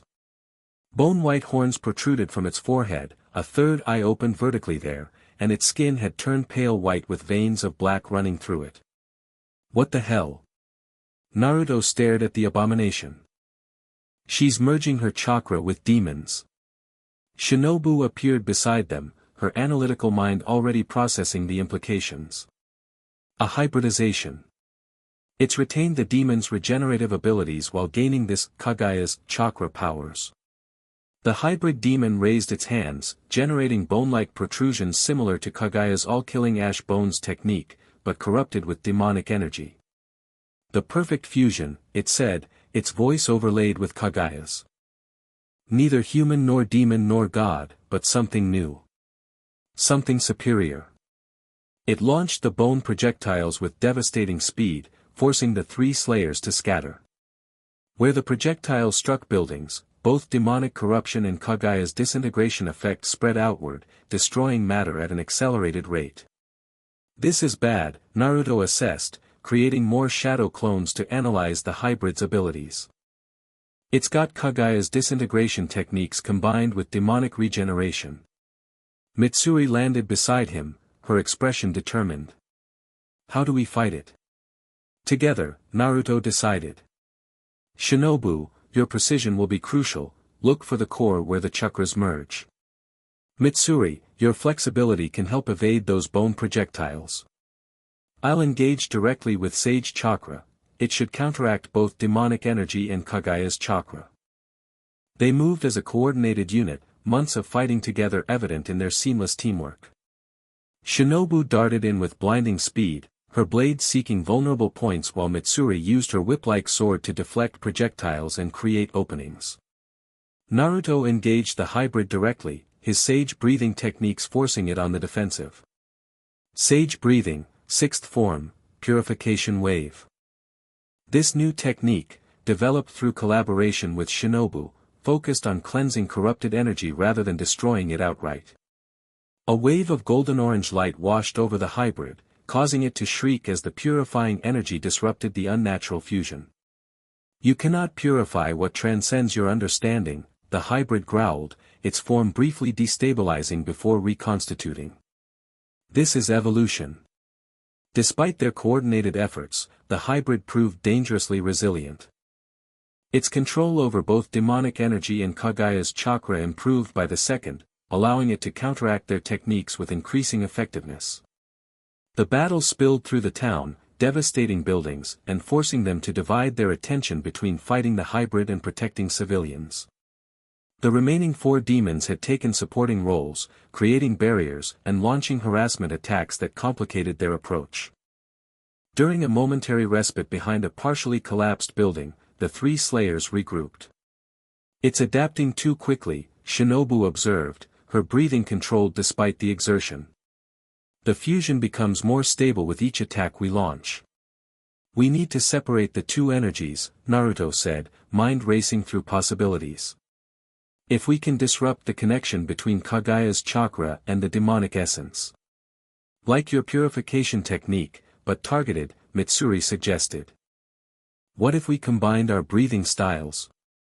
My love breathing's flexibility, Shinobu's precision, and your sage chakra. Naruto's eyes widened. A combined breathing technique?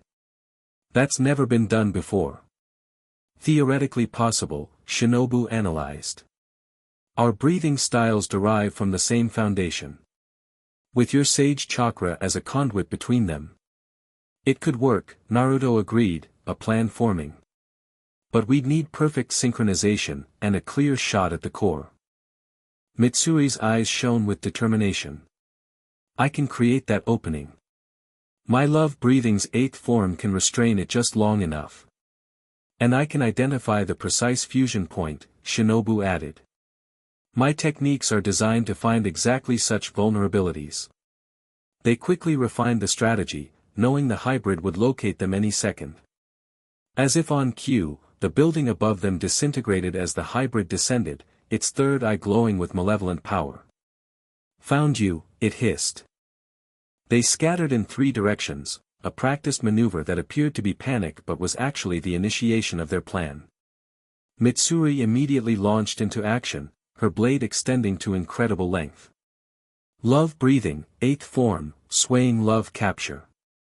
The whip-like sword moved with mind-boggling complexity, creating an encircling pattern around the hybrid that restricted its movements without making direct contact, avoiding the disintegration effect.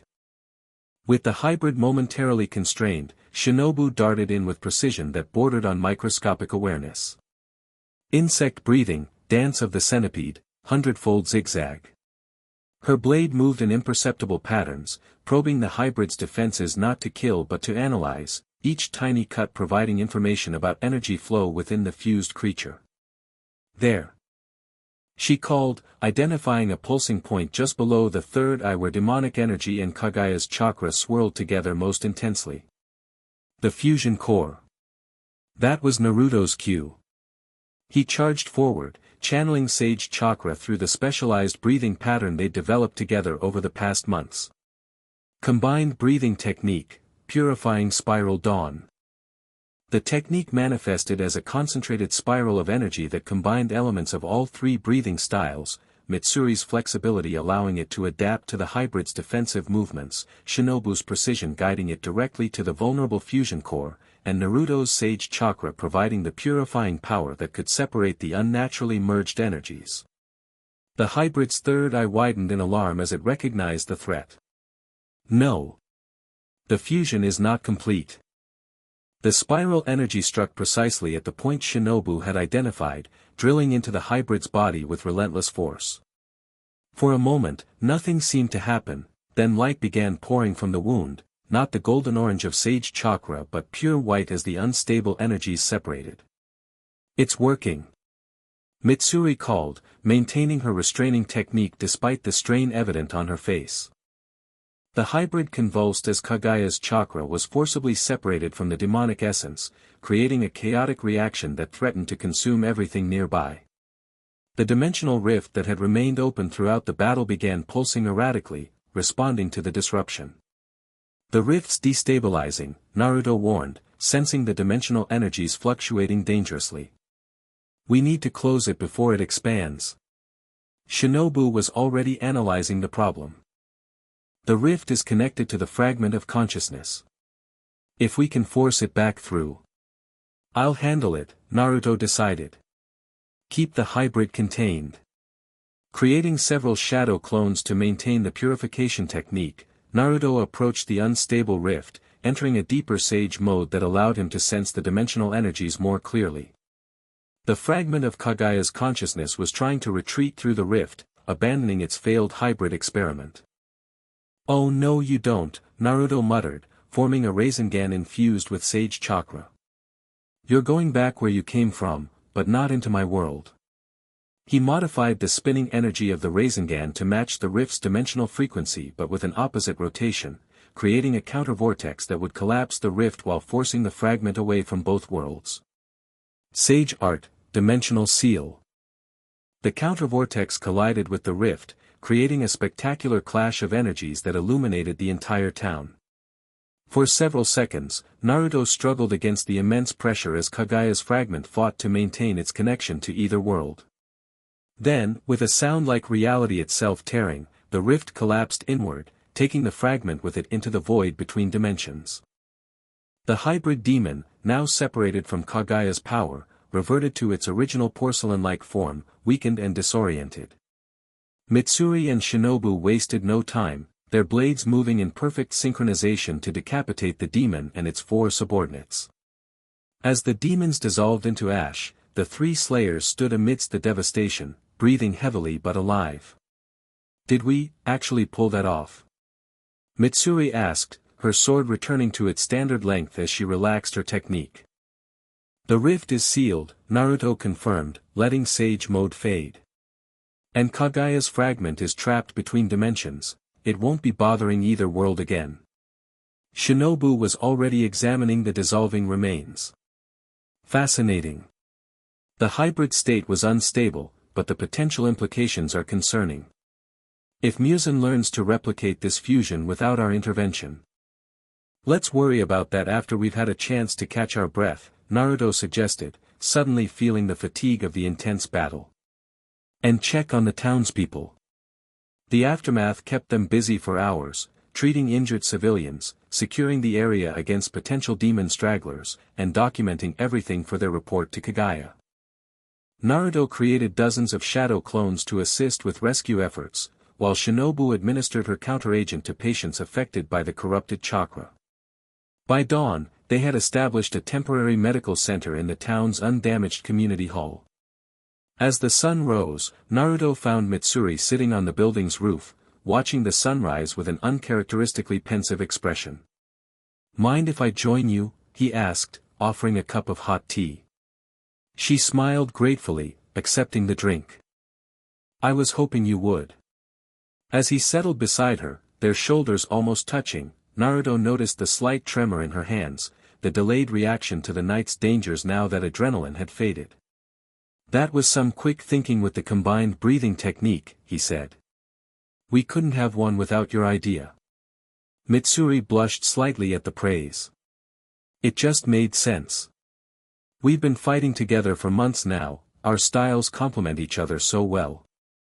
There was something in her tone, a deeper meaning behind the simple observation. Naruto felt the same connection she was describing. Over the past 6 months, they'd moved from strangers to comrades to something more intimate that defied simple categorization. "When that hybrid was about to get my blood," Naruto said quietly, "the look on your face. I've never seen you that angry." Mitsuri stared into her tea, a faint blush coloring her cheeks. "I couldn't bear the thought of it hurting you. These past months, you've become so important to me, Naruto." The simple honesty of her words warmed him more than the rising sun. Mitsuri had always been open with her emotions, it was one of the things he admired most about her.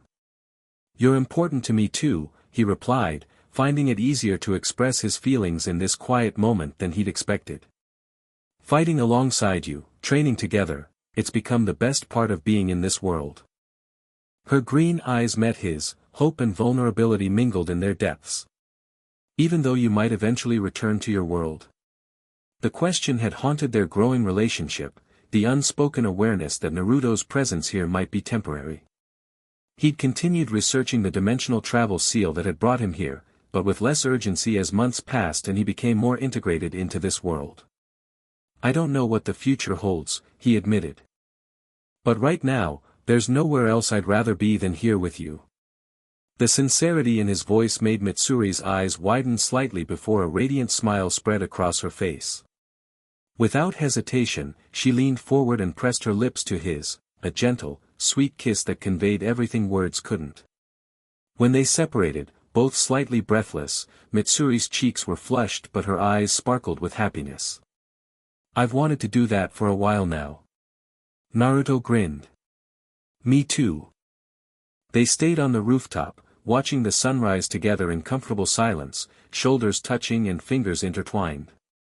The battle's intensity had crystallized something between them, a bond that had been growing steadily but now stood acknowledged and embraced. The moment was interrupted by Shinobu's arrival, the insect Hashira landing gracefully on the rooftop with minimal sound. "Pardon the intrusion," she said, her expression revealing she'd registered their closeness but chose not to comment directly. "I've received a message Crow from headquarters. The master requests our immediate return." "Did something happen?" Naruto asked, noting the subtle tension in Shinobu's posture. "The message was unusually cryptic," she replied. "But it mentioned multiple demon sightings near headquarters and something about dimensional disturbances affecting the protective wards." Mitsuri straightened, immediately alert. "You think our battle here triggered something?" "Possible," Shinobu nodded. "The collision of energies was substantial.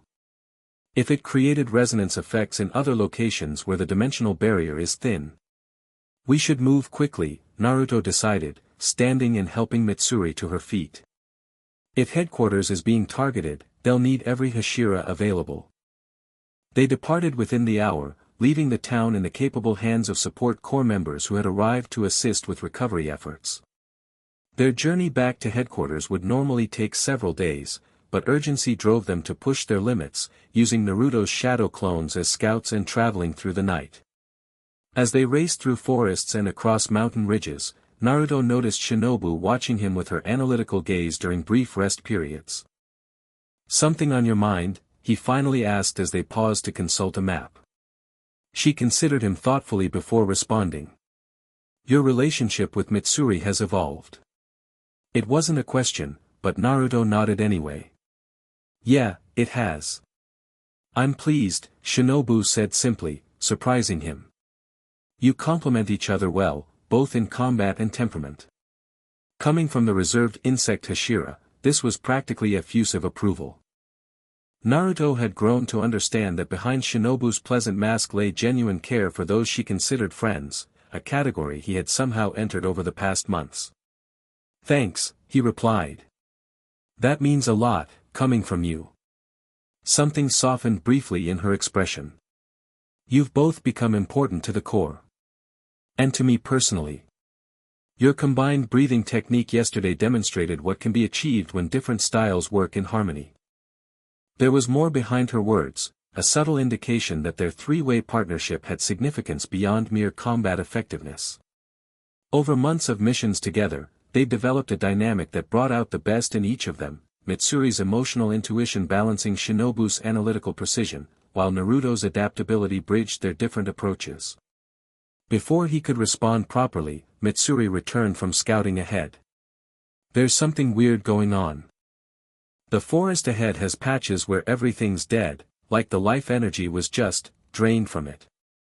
They investigated the anomaly, finding perfectly circular zones where vegetation had withered and small animals lay desiccated, as if something had extracted their very essence. "This resembles the effects of certain forbidden techniques from my world," Naruto said grimly, kneeling to examine the unnatural decay. "Specifically, Rinnegan abilities that absorb life force. Could another fragment of this Kagaya be responsible?" Shinobu asked, collecting samples with clinical efficiency. "Possible, but not likely." Naruto closed his eyes, entering sage mode to better sense the residual energy. "This feels different. Less alien, more hungry. Like something native to this world trying to imitate Kagaya's dimensional powers." Muzan experimenting with what he learned, Mitsuri suggested, her normally bright expression somber. "We need to reach headquarters immediately," Shinobu decided. "These circles form a pattern heading directly toward it." They redoubled their pace, traveling without rest as signs of the mysterious phenomenon became more frequent, dead zones larger and fresher as they approached headquarters. By the second day of their journey, they began encountering demon slayers sent to investigate, many injured, all reporting unprecedented demon activity coordinating around the mountain where headquarters was located. "It's like they're gathering for a siege," one wounded slayer reported. "Demons that normally hunt alone working together, all converging on headquarters from different directions." "How many?" Naruto asked, helping the injured man drink water. "Dozens. Maybe hundreds." The slayer shuddered at the memory. "And they're being led by something different. Not quite demon, not quite human." The description sent a chill through the three companions. It matched the hybrid they'd fought, but on a potentially larger scale. They reached the final mountain pass leading to headquarters by sunset of the third day, where they found Gyomii Himejima, the stone Hashira, standing guard with several senior demon slayers. "You've returned just in time," the massive blind man greeted them solemnly. "The attacks began last night and have continued in waves. Several lower-ranked demons breached the outer perimeter before being repelled." "The master?" Shinobu asked immediately. "Secure, but concerned." Gyomii's grip tightened on his massive flail. "He believes this unprecedented coordination is connected to recent events involving Naruto's unique energy." "We encountered something similar," Naruto explained, describing both the hybrid demon and the dead zones they'd found on their journey. "Muzan seems to be experimenting with energy from my world, trying to combine it with demonic powers." Gyomii nodded gravely. "The master suspected as much. He requests your presence immediately, particularly you, Naruto. He believes your sage abilities may be key to understanding what we face." They proceeded to headquarters, passing through reinforced defensive positions where demon slayers maintained vigilant watch. The normally peaceful compound had transformed into a fortified base, with Hashira coordinating defense in each direction. They found Sanemi Shinazugawa, the wind Hashira, arguing heatedly with Abanai Iguro, the serpent Hashira, over tactical deployments. "The northern ridge needs more support," Sanemi insisted. "That's where the strongest demonic presence is concentrated. The western approach has vulnerability due to the terrain," Abanai countered, his bandaged face hiding his expression but not the intensity of his voice. They're deliberately drawing our attention north while planning a flanking attack. Their argument ceased when they noticed the new arrivals. Well, look who finally showed up, Sanemi said, his perpetual aggression somewhat tempered by genuine relief. Heard you three had quite the encounter with some new demon hybrid. Similar to what we're facing here, Abanai noted. Though our scouts report multiple hybrid-type entities among the gathering forces. Muzin's accelerating his experiments, Shinobu analyzed. Our successful counter to the first hybrid likely prompted him to create more, fearing we'd developed an effective response. The master is waiting, Jyomiai reminded them. He has information crucial to understanding these events. They proceeded to the central building where they found Kagaya Ubuyashiki seated calmly despite the crisis unfolding around him. The master's serene presence provided an anchor of stability amidst the chaos. Naruto, Mitsuri, Shinobu, he greeted them with gentle authority. I'm grateful for your safe return. The situation has evolved rapidly since your encounter with the hybrid demon. Master, what exactly are we facing? Mitsuri asked. Kagaya gestured to a map spread before him, marked with various symbols indicating demon movements and anomalies. Something unprecedented. Muzin appears to be attempting a direct assault on headquarters, something he has never risked before. Our intelligence suggests he believes acquiring Naruto or samples of his energy is worth the exposure. He's that interested in Sage Chakra. Naruto frowned. Not just Sage Chakra, Kagaya clarified. But the dimensional properties it demonstrated during your battle with the hybrid. Our agents report Muzin has become obsessed with dimensional travel, specifically, finding a way to access other worlds where sunlight might not affect him. The implications were staggering. If Muzin could travel to Naruto's dimension or others, free from his vulnerability to sunlight, he'd be nearly unstoppable, Shinobu concluded, voicing everyone's concern. And with access to chakra or other dimensional energies, his evolution would continue beyond anything we've prepared for, Kagaya confirmed grimly. The hybrid entities you encountered represent his first experiments in this direction. But our reports indicate he's developing something far more ambitious, a ritual that would allow him to absorb dimensional energy directly. The dead zones we found, Naruto realized. They're test sites for this ritual, draining life energy to fuel dimensional manipulation. Kagaya nodded. Precisely. And based on the pattern of these sites, we believe the ritual requires significant energy gathered from multiple locations, culminating in a final extraction from a being already connected to another dimension. Naruto understood. I'm the conduit he needs. Which explains this unprecedented assault, Shinobu analyzed. He needs you alive but weakened, with headquarters either destroyed or distracted enough to allow his ritual to proceed uninterrupted. Then we use that against him, Naruto decided, mind already formulating counter-strategies. If I'm what he wants, we can control where and how he strikes. Kagaya's expression showed approval. Your tactical thinking has evolved considerably in your time with us, Naruto.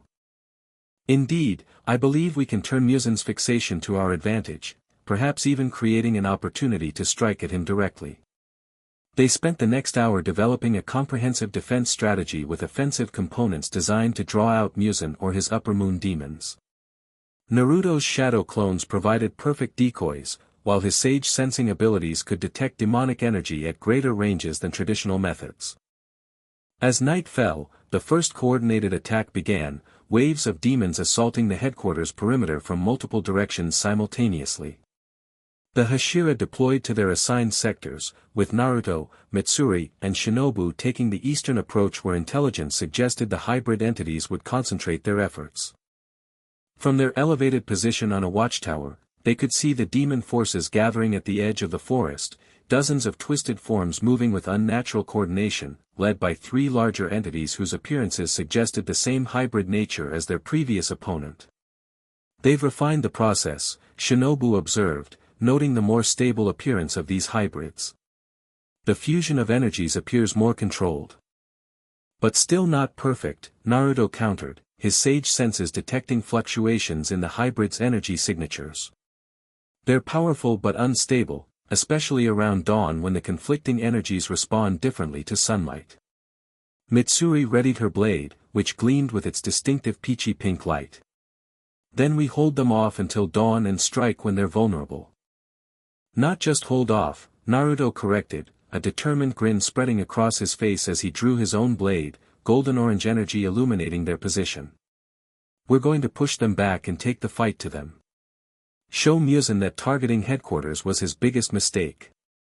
The demons charged as if responding to his challenge, a wave of corrupted flesh and twisted faces surging toward the defensive line. The three slayers leapt from the watchtower, landing at the forefront of the eastern defense where several younger corps members looked simultaneously terrified and inspired by their arrival. Stand firm. Mitsuri called to them, her usual cheerfulness now focused into battle-ready confidence. Remember your training. Conserve energy and focus on clean kills, Shinobu added, her blade already prepared for precision strikes. Leave the hybrids to us.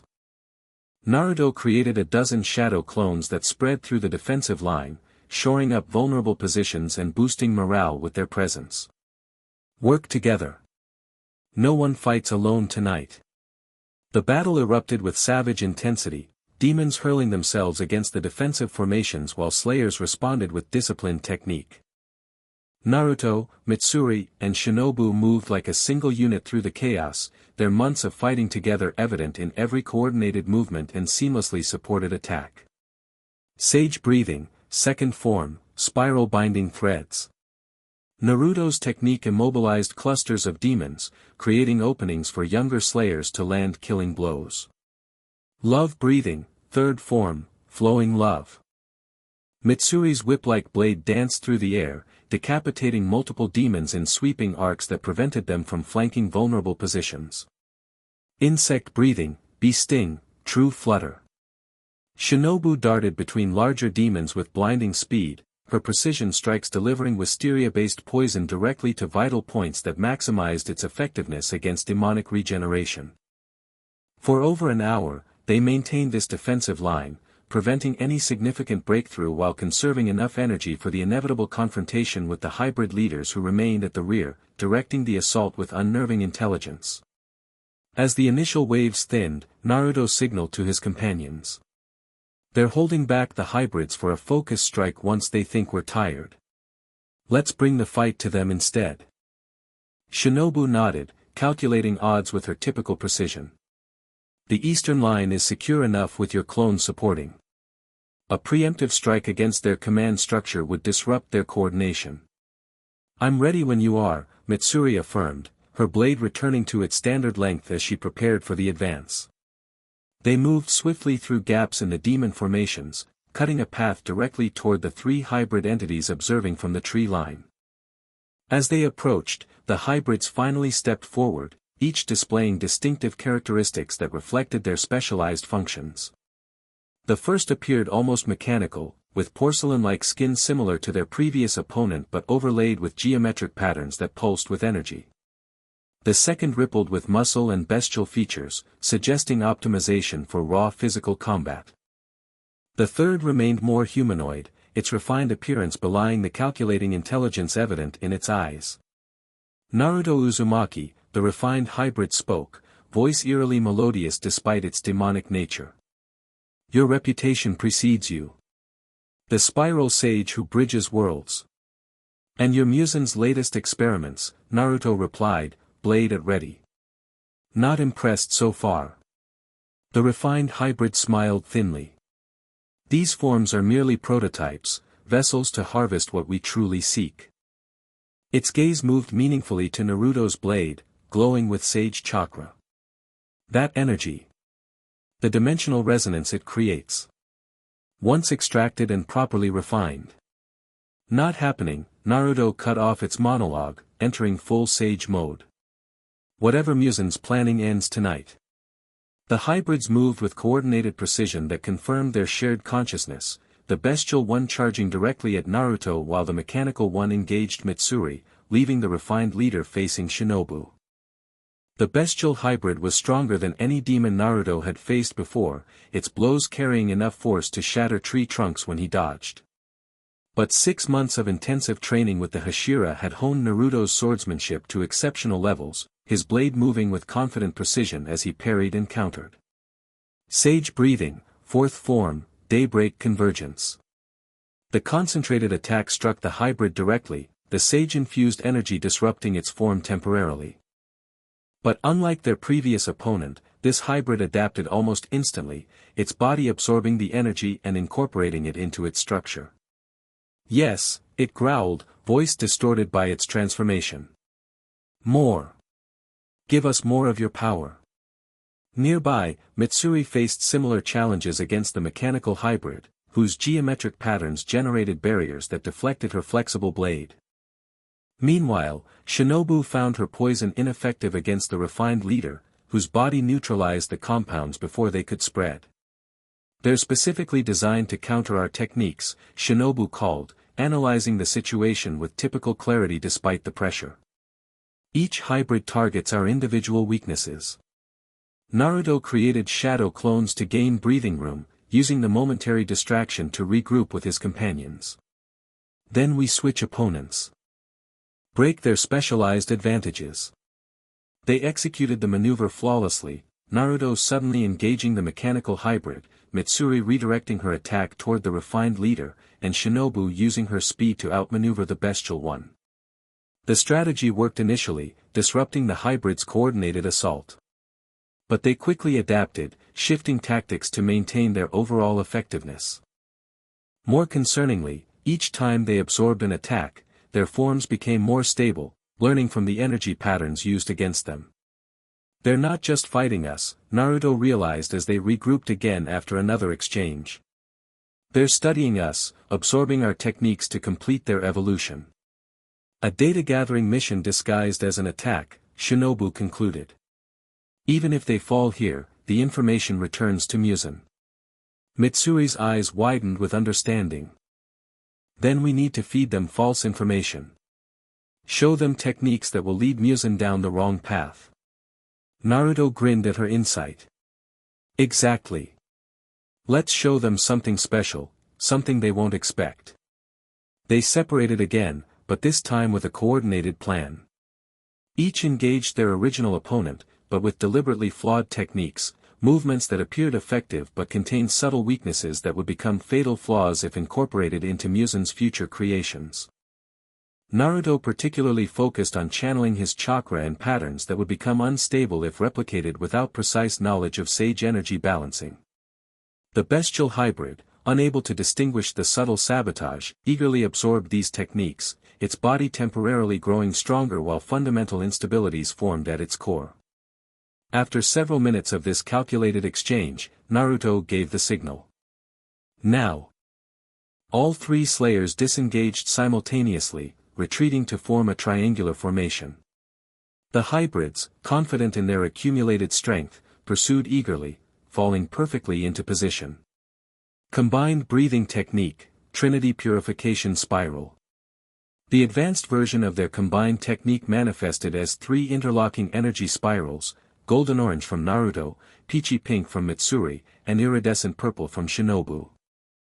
The spirals expanded outward before contracting around the hybrids, creating a binding cage of purifying energy. But unlike their previous combined attack, this one didn't target the hybrid's fusion points directly.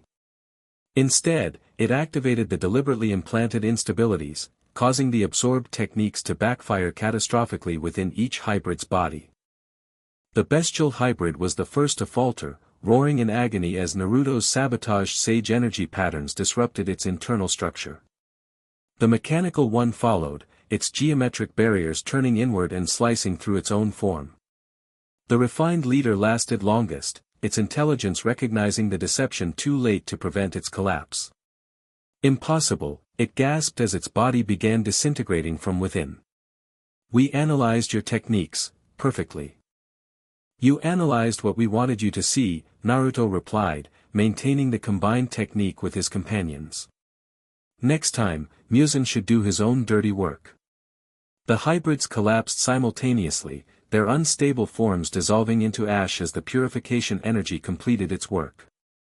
As the last traces faded, the remaining demon forces, deprived of their leadership and coordination, fell into disarray, making them vulnerable to the disciplined counterattacks of the demon slayers. By dawn, the headquarters defenses remained intact, with all sectors reporting successful repulsion of the demon assault.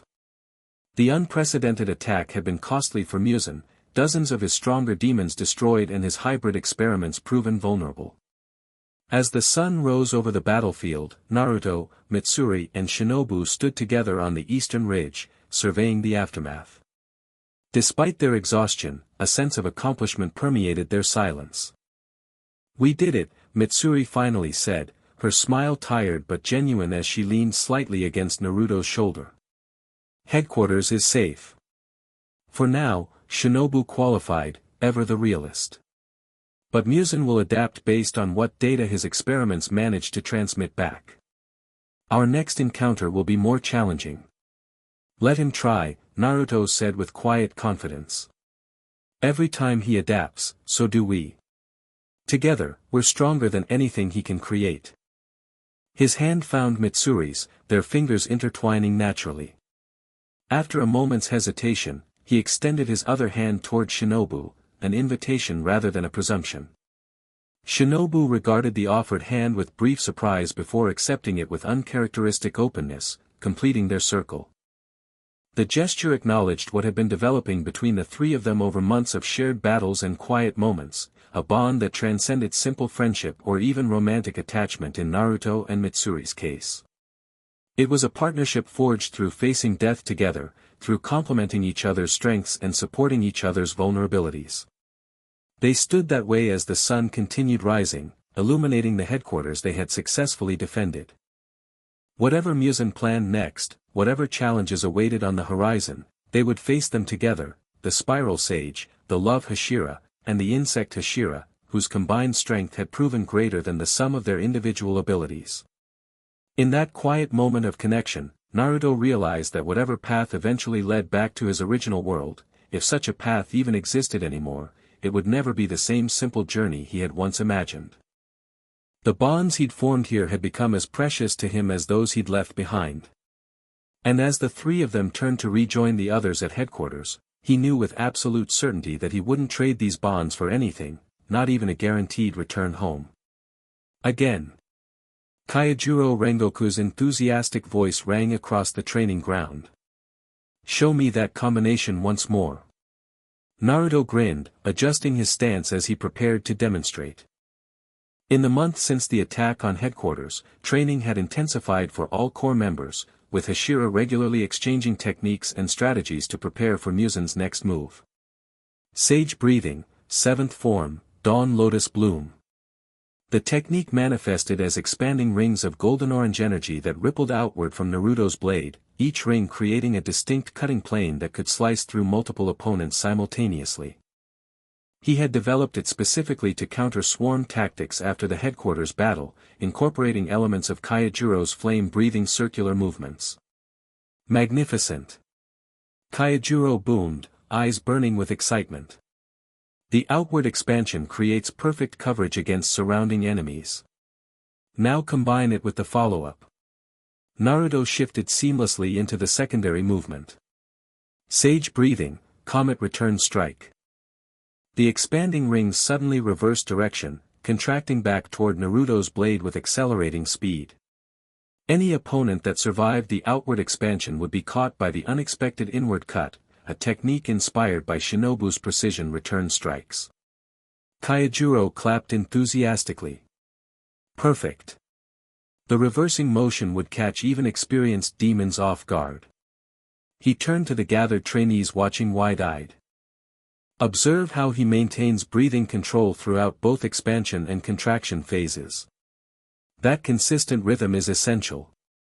The Flame Hashira had become one of Naruto's regular training partners, his boundless enthusiasm for technique refinement matching Naruto's creative approach to combat.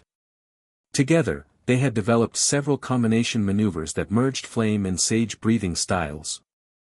As the training session concluded, Naruto noticed Sanemi watching from the sidelines, arms crossed but expression less hostile than usual. "Your swordsmanship's improved," the wind Hashira acknowledged gruffly as Naruto approached. "Still rely too much on those clone techniques, but at least you don't look like a complete amateur with the blade anymore." From Sanemi, this constituted high praise. "Thanks.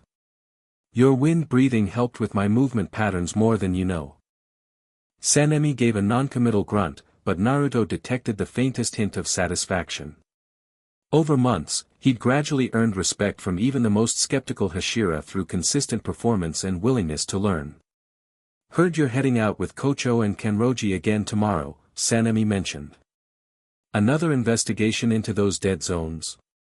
Naruto nodded. "They're still appearing, but the patterns changed. Smaller, more frequent extractions instead of larger ones. Shinobu thinks Muzan is refining his approach after the hybrid failures." "Watch yourselves out there," Sanemi said, unusual concern breaking through his gruff exterior. "Those upper moons have been unusually active lately. Intelligence says Akaza's been spotted near the Western Territories." "We'll be careful," Naruto assured him. "And thanks for the heads up." As he left the training ground, Naruto reflected on how thoroughly he'd integrated into the Demon Slayer Corps over these past 7 months. What had begun as a temporary alliance while seeking a way home had evolved into something deeper, a genuine commitment to their cause and the people who fought for it. He found Mitsuri waiting for him at the edge of the compound, her bright smile still capable of warming him instantly despite the familiarity that had developed between them. "How was training with Kaijuro?" she asked, falling into step beside him. "Intense as always," Naruto chuckled. "The man never does anything halfway." Mitsuri laughed, the sound still one of Naruto's favorite things about this world. "That's what makes him such a great Hashira. His passion inspires everyone around him." Their relationship had blossomed naturally in the weeks following the headquarters battle. What began with that rooftop kiss had developed into a deep partnership built on mutual respect and genuine affection. Mitsuri's open-hearted nature complemented Naruto's determined optimism perfectly, each strengthening the other's resolve through difficult missions and quiet moments alike. They made their way to the research building where Shinobu had established her laboratory, finding the insect Hashira intensely focused on analyzing samples from recent dead zones. "You're early," she noted without looking up from her work. "I haven't completed the analysis yet." "Just thought we'd check in before dinner," Naruto said, peering over her shoulder at the specimens arranged with meticulous precision. "Finding anything new?" Shinobu straightened, rubbing subtle fatigue from her eyes. "Perhaps. The energy signature is evolving, becoming more refined with each extraction site. The latest samples show almost surgical precision in how the life force was removed." Mitsuri frowned, examining the withered plant specimens. "Is Muzan getting better at the extraction process?" "Undoubtedly," Shinobu confirmed. "But more concerning is what this precision suggests about his ultimate goal. These aren't practice attempts anymore, they're calibrated extractions gathering specific energies in specific amounts. Like ingredients for a recipe," Naruto observed grimly. "He's preparing for something big." Shinobu nodded. "Precisely. Which is why tomorrow's mission is crucial. If we can identify the pattern in these new extraction sites, we might anticipate his next move rather than merely responding." The three fell into comfortable discussion of mission preparations, their dynamic having evolved into something uniquely effective. Shinobu's analytical approach balanced Mitsuri's intuitive insights, while Naruto's strategic adaptability bridged their different problem-solving styles. Together, they had become the Corps' most effective investigation team for unusual demon phenomena. As evening approached, they moved to the dining hall, where the atmosphere remained vigilant but less tense than immediately after the headquarters attack. Corps members had adjusted to the new reality of coordinated demon activities, training regimens adapted to prepare for increasingly sophisticated opponents. Dinner conversation flowed easily among the gathered slayers, with Naruto's table typically becoming a center for tactical discussions mixed with lighter moments. Tonight was no exception, with several Hashira joining them to share information and strategies. The missing villager's case in the eastern province was definitely demon-related, reported Michiro Takedo, the missed Hashira, his typically distant demeanor focused for once. But unusual, no bodies found, no blood. Just, disappeared. Similar to reports from the northern mountains, added Jyomi thoughtfully. People vanishing without typical demon attack patterns. They're being collected, Shinobu analyzed. Possibly for mass extraction rather than immediate consumption. Or experimentation, Naruto suggested, recalling his world's darkest practices. Orochimaru used to gather subjects for testing new techniques before wider application. The comparison sobered the table. The possibility that Muzan was developing techniques that required human subjects added urgency to their mission tomorrow. As dinner concluded, Naruto, Mitsuri and Shinobu retreated to the garden behind the main compound, a quiet space they'd claimed as their own over months of partnership. Sitting beneath a blooming cherry tree, they finalized preparations for tomorrow's departure while enjoying a rare moment of tranquility. "Sometimes I forget how beautiful this place is," Mitsuri said softly, gazing at the moonlight filtering through cherry blossoms. "We're always so focused on fighting demons." "That's why we fight," Naruto reminded her, appreciating how the gentle light highlighted her features.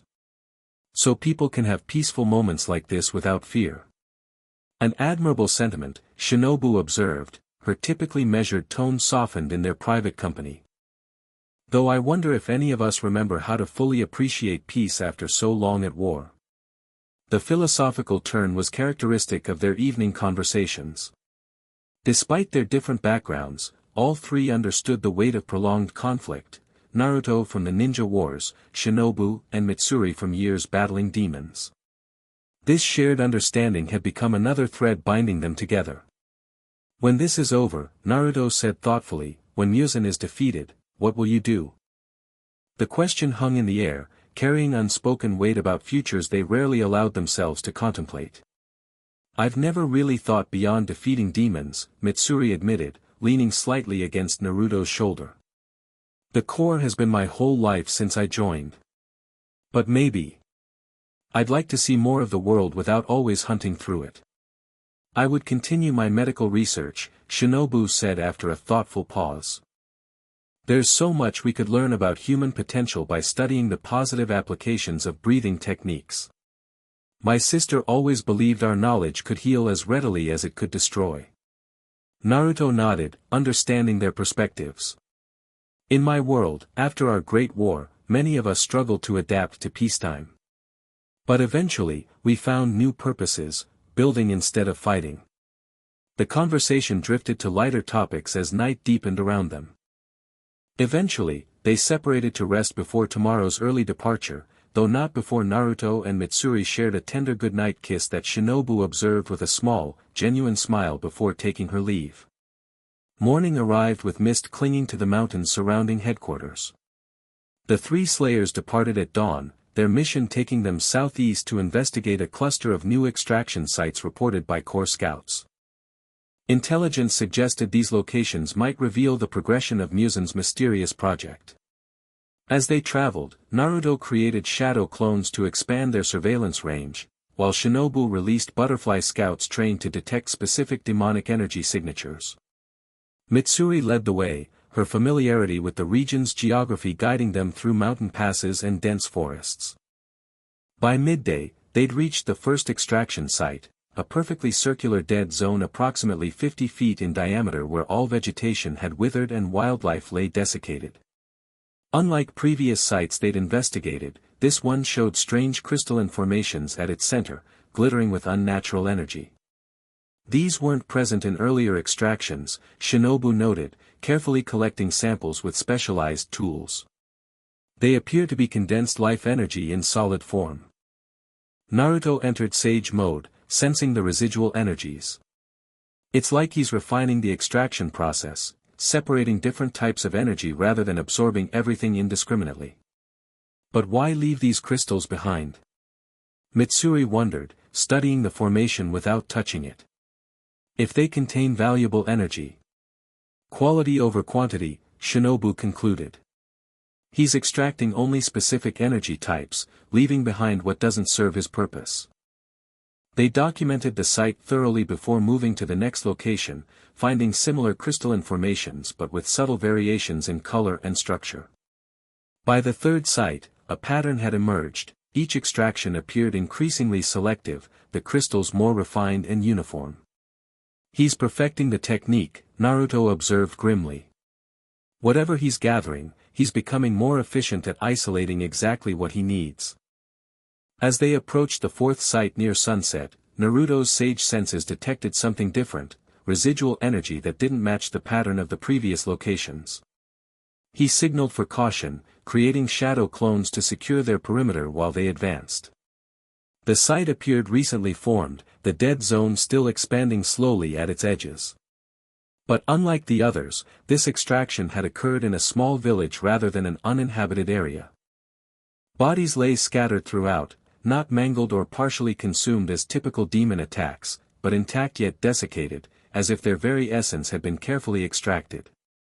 He's escalated to human subjects, Shinobu confirmed, examining a victim with clinical detachment that didn't quite mask her horror. The precision is remarkable. Each body shows the same crystalline formations internally, concentrated in specific organs. These people weren't random victims, Mitsuri noted, her expression grim as she surveyed the scene.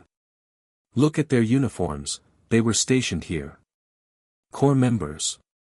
The realization hit like a physical blow. This hadn't been an opportunistic attack but a targeted extraction of demon slayers specifically. He's harvesting energy from breathing technique users, Naruto concluded, the implications chilling. Their enhanced life force must provide something ordinary humans don't.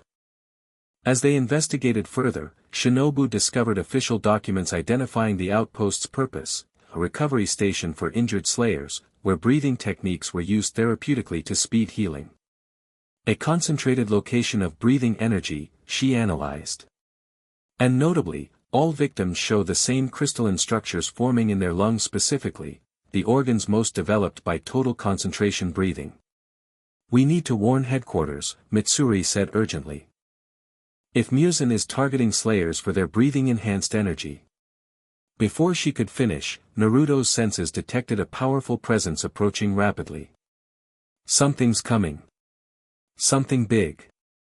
They moved into defensive positions just as a figure landed at the village's edge, a muscular man with spiked hair and distinctive eye markings that identified him immediately to the experienced Hashira.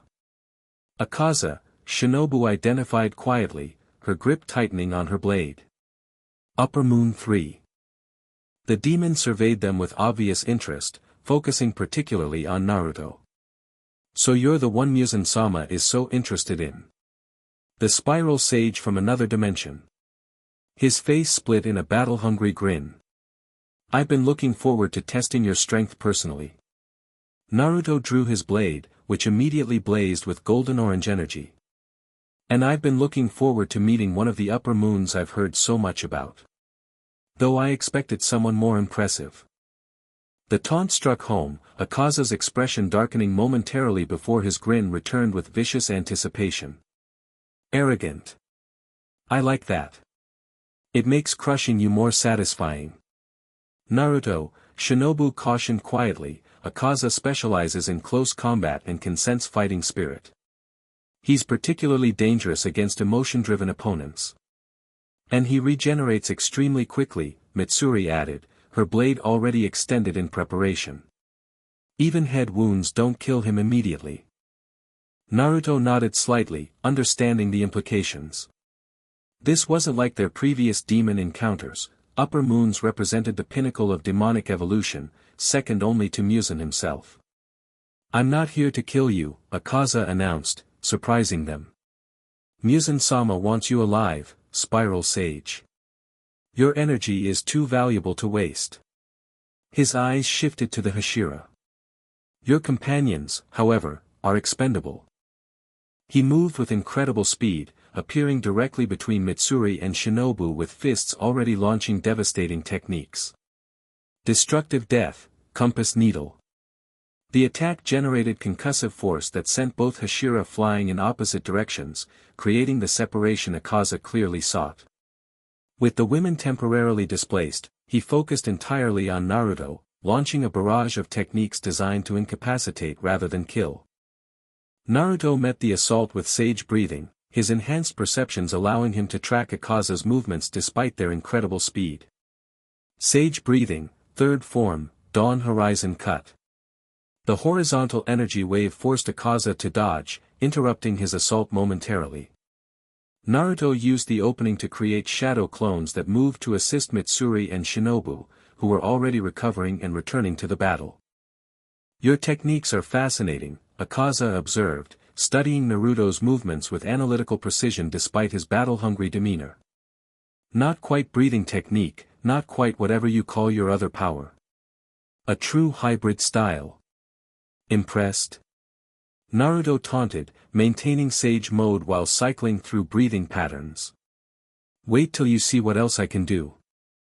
He formed a Rasengan in his free hand while keeping his blade at ready, a combination technique he developed specifically for demons with regenerative abilities. The spiraling chakra absorbed sage energy from his breathing technique, creating a concentrated anti-demon variant.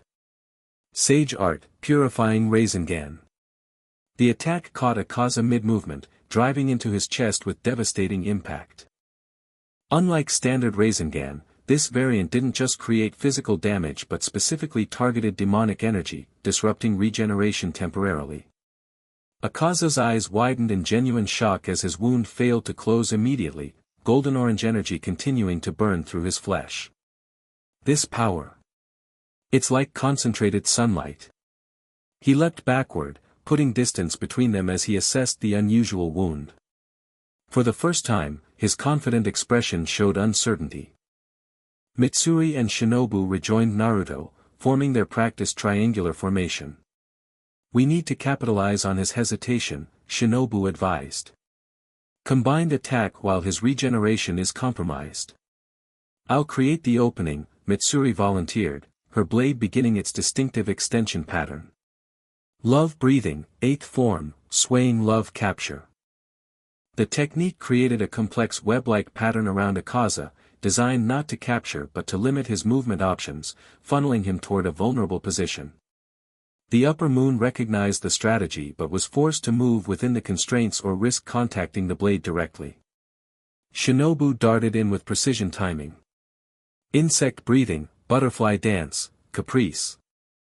Her strikes targeted specific nerve clusters and energy pathways, her blade moving too fast for the eye to follow as she delivered specialized poison compounds designed to slow even upper moon regeneration.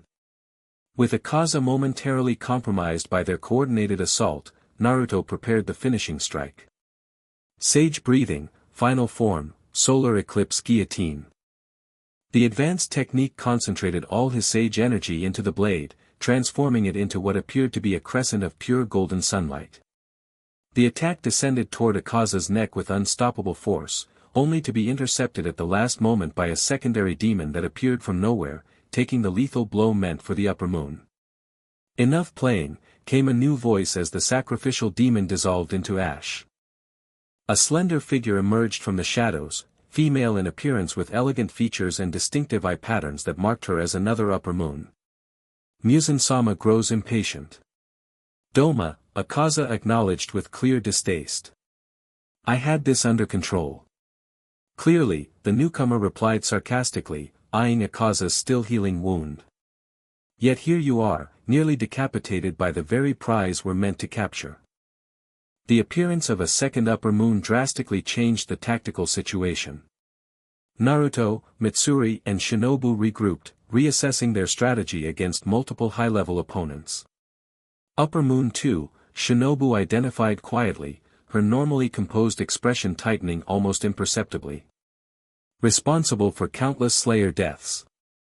Something in her tone caught Naruto's attention, a personal edge he rarely heard from the controlled insect Hashira. Before he could question it, Doma addressed them directly. The Spiral Sage and 2 Hashira, what a delightful gathering. His pleasant tone contrasted with the cold calculation in his eyes. Particularly you, lovely butterfly. We have unfinished business, don't we? Shinobu's grip on her blade tightened fractionally, the only outward sign of the emotion Naruto sensed roiling beneath her calm exterior. He killed your sister, Naruto realized, the pieces suddenly connecting. He's the one. Perceptive, Doma smiled, appearing pleased rather than concerned by the recognition. Kane Kocho was exquisite, such determination, such grace even in her final moments. I've been hoping her little sister would seek me out eventually. Shinobu, Mitsuri warned softly, recognizing the danger of emotional engagement against opponents who specifically exploited such openings. I'm fine, Shinobu replied with perfect composure, though Naruto's sage senses detected the controlled fury beneath her words. We focus on the mission. Doma laughed softly. How admirable. But I'm afraid your mission has changed. You see, we're not here merely to fight, we're here to collect. He gestured to the crystalline formations throughout the village. These were just the appetizer. The main course stands before us. Naruto suddenly understood their true purpose. The attack on headquarters, the hybrid experiments, they were distractions. This extraction technique is what Musen's been developing all along. Very good. Doma clapped his hands in mock appreciation. Musen-sama has become quite fascinated with dimensional boundaries since your arrival. These crystalline formations store specific energies needed to temporarily weaken those boundaries. And breathing technique users provide the most concentrated form of that energy, Shinobu concluded. With Hashira representing the pinnacle. Precisely, Doma confirmed cheerfully. And you three represent a particularly valuable collection, the sage with his dimensional connection, and two Hashira with uniquely refined breathing techniques. Not happening, Naruto stated flatly, creating additional shadow clones that surrounded their position defensively. Whatever Musen's planning, it ends here. Akaza, having finally regenerated from Naruto's attack, rejoined the confrontation with renewed aggression. Enough talk. Let's take what we came for and deliver it to Musen-sama. The two upper moons moved with coordinated precision that demonstrated why they ranked so highly in Musen's hierarchy. Akaza's combat-oriented techniques complemented Doma's more esoteric abilities perfectly, creating a seamless assault that tested the three slayers to their limits. Naruto's shadow clones provided crucial defensive coverage, while Mitsuri's flexible fighting style allowed her to engage both demons simultaneously when needed. Shinobu's precision strikes targeted vulnerable points with scientific accuracy, her personal vendetta against Doma channeled into tactical efficiency rather than reckless emotion. But despite their coordinated defense, the upper moons gradually gained advantage, their regenerative abilities and seemingly endless stamina wearing down even Naruto's impressive reserves. A particularly devastating combination attack dispersed his remaining shadow clones and separated the three slayers, creating the vulnerability their enemies had sought. Doma capitalized immediately, releasing a technique that filled the area with freezing mist. Blood Demon Art, Cold White Princess. The mist rapidly crystallized anything it touched, threatening to immobilize the slayers completely. Naruto countered with a wind technique that temporarily cleared their immediate vicinity, but the effort drained his already taxed chakra reserves. We can't maintain this indefinitely, Shinobu assessed pragmatically. They're deliberately prolonging the battle to exhaust us. Then we need to change the parameters, Naruto decided. Give me 1 minute to gather enough natural energy for a counteroffensive. Mitsuri and Shinobu moved to protective positions without hesitation, their absolute trust in his strategy evident in their immediate response. As they engaged the upper moons with diversionary techniques, Naruto knelt in a meditative pose, gathering natural energy in quantities he hadn't attempted since arriving in this dimension. The process was more difficult than in his home world, the natural energy here responded differently, requiring more precise control and filtering. But over months of adaptation, he'd learned to harmonize his chakra with this world's energy patterns, creating a synthesis that neither pure sage mode nor standard breathing techniques could achieve alone.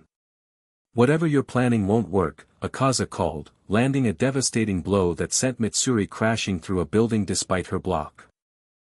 You're already at your limit. Naruto didn't respond, maintaining perfect focus as the energy gathered around him in visible swirls of golden-orange light. When he finally opened his eyes, they displayed not just the standard Sage Mode pigmentation but a luminous quality that resembled the sun itself. Perfect Sage breathing. The declaration was quiet but carried across the battlefield with unmistakable power. As Naruto stood, his blade transformed, the metal itself becoming translucent, appearing to be forged from solidified sunlight rather than steel. Both upper moons paused, sensing the dramatic shift in energy.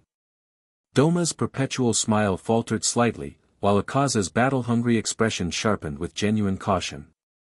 "Mitsuri, Shinobu," Naruto called, his voice resonating with the gathered energy. Final combination technique. They moved to his position without hesitation, instinctively understanding what he intended. Each placed a hand on his shoulders, their breathing patterns automatically synchronizing with his enhanced rhythm. Their blades began resonating with his, Mitsuri's peachy pink light and Shinobu's iridescent purple merging with Naruto's golden orange to create a harmonized spectrum. Combined breathing technique, Solar Trinity Purification. The technique manifested not as an external attack but as a wave of purifying energy that expanded outward from their position, transforming the battlefield itself. Where the energy touched Doma's ice formations, they dissolved into harmless water vapor. Where it contacted demonic energy, it acted as a counterbalance, not destroying but neutralizing, creating a field where regeneration and demonic abilities were temporarily suppressed. "What is this?" Doma demanded, his technique suddenly failing as he attempted to create more ice. "This isn't just sun energy. It's perfect harmonization," Naruto explained, advancing with Mitsuri and Shinobu flanking him. "Balance between natural energy, physical energy, spiritual energy, and the unique breathing energy of this world. Something Muzan can never achieve because he rejected his humanity." Akaza, recognizing the existential threat, launched himself toward them with desperate speed. Destructive death, end style. His ultimate technique generated a barrage of impacts that would normally shatter any defense, but within the purification field, their effectiveness diminished dramatically. Naruto's transformed blade intercepted the attack, absorbing the impact energy and redirecting it harmlessly. "Naruto!" Mitsuri called, sensing an opening. "Now!" With perfect coordination born from months of partnership, the three slayers executed their final assault. Mitsuri's extended blade wrapped around Akaza, restricting his movement while Shinobu delivered precision strikes to key points throughout his body, injecting specialized compounds that further disrupted his already compromised regeneration. Naruto followed through with a single, perfect cut, his luminous blade passing through Akaza's neck with no resistance. For a moment, the upper moon remained standing, disbelief evident in his eyes as the purification energy prevented his usual regeneration. "Impossible!" he whispered before his body dissolved completely, not into ash as normal, but into particles of light that dispersed harmlessly into the air. Doma, witnessing his fellow upper moon's destruction, lost his perpetual smile completely. This wasn't part of Muzan-sama's calculations. "You shouldn't be this strong yet." "Your calculations didn't account for one thing," Naruto replied, turning toward the remaining demon with his companions at his sides. "The strength that comes from fighting to protect those precious to you." Faced with certain destruction, Doma made a strategic decision, abandoning the mission to preserve his existence. "Another time, perhaps," he said, creating a massive ice barrier that temporarily blocked their view. By the time they shattered it, he had vanished completely, his presence masked by techniques specifically designed for escape. As the purification field gradually dissipated, Naruto released the perfect sage breathing state, the strain of maintaining such intense energy harmony finally catching up to him. Mitsuri caught him as he staggered, supporting his weight while Shinobu quickly assessed his condition.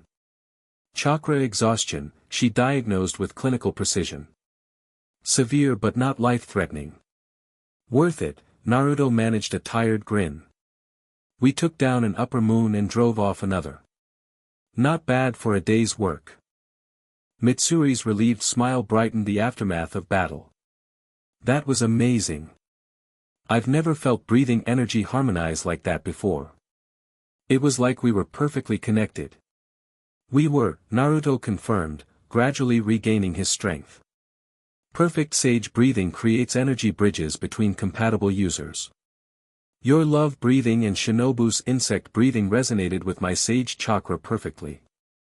Shinobu examined the area where Akaza had disappeared, her analytical mind already processing the implications. Complete destruction without standard ash remains. The purification didn't just kill him, it transformed the demonic energy entirely. Back into natural energy, Naruto explained. That's what demons originally were before Muzan corrupted them, humans with natural life force. The purification restores that balance. As they secured the village and prepared to return to headquarters with their findings, Naruto reflected on the significance of what they'd accomplished. Destroying an upper moon represented a major victory, something few Hashira teams had ever achieved. But more importantly, they'd developed a technique that could potentially change the entire approach to fighting demons.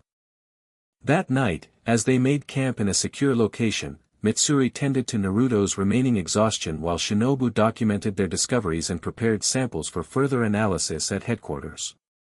The comfortable silence between them reflected the deepened bond the battle had crystallized, transcending their original roles to become something uniquely powerful. I could feel both of you, Mitsuri said quietly as she changed Naruto's bandages. During the combined technique. Your determination, Shinobu's precision, it was like we were sharing more than just breathing patterns. That's exactly what happened, Naruto confirmed. Perfect sage breathing creates harmony not just between energies but between people. It's similar to how Jinchuriki can share chakra with others. Shinobu looked up from her notes, a rare vulnerability showing in her expression. I felt it too. It was unexpected. Like boundaries between us temporarily dissolved. Is that why Doma fled? Mitsuri wondered. He sensed he couldn't win against our combined strength. Partly, Shinobu analyzed. But I believe he also recognized the technique's potential to completely purify demons rather than merely destroying them. For upper moons who've existed for centuries, that represents an existential threat beyond physical destruction. Muzan will be desperate once he learns about this, Naruto predicted, slowly sitting up as his strength returned. We've discovered something that threatens his entire power structure. Then we need to prepare, Shinobu concluded, closing her notes with decisive finality. Because his next move won't be experimental or cautious. He'll commit everything to stopping this technique from being developed further. Mitsuri's hand found Naruto's, squeezing gently. Let him try. What we discovered today proves we're stronger together than any demon could anticipate. As they settled into watch rotations for the night, Naruto found himself contemplating how completely his priorities had shifted during his time in this world. What began as a disorienting accident, being thrown into an unfamiliar dimension, had evolved into perhaps the most meaningful chapter of his life. In Mitsuri's unconditional affection and boundless strength, in Shinobu's brilliant mind and hidden depths, in the purpose they shared and the bonds they'd formed, he'd found connections that rivaled even his deepest relationships in the ninja world. Whatever Muzan planned next, whatever challenges awaited on the horizon, Naruto knew with absolute certainty that the three of them would face it together, not just as allies or even friends, but as something deeper that transcended simple categorization. Partners whose strengths and weaknesses balanced perfectly, whose breathing synchronized naturally, whose hearts had gradually aligned around a shared purpose. The Eternal Sword Sage had truly found his place in this world, alongside two extraordinary women who'd become as precious to him as breath itself. The end. Thank you for watching this video. Please be sure to subscribe to our channel and like this video.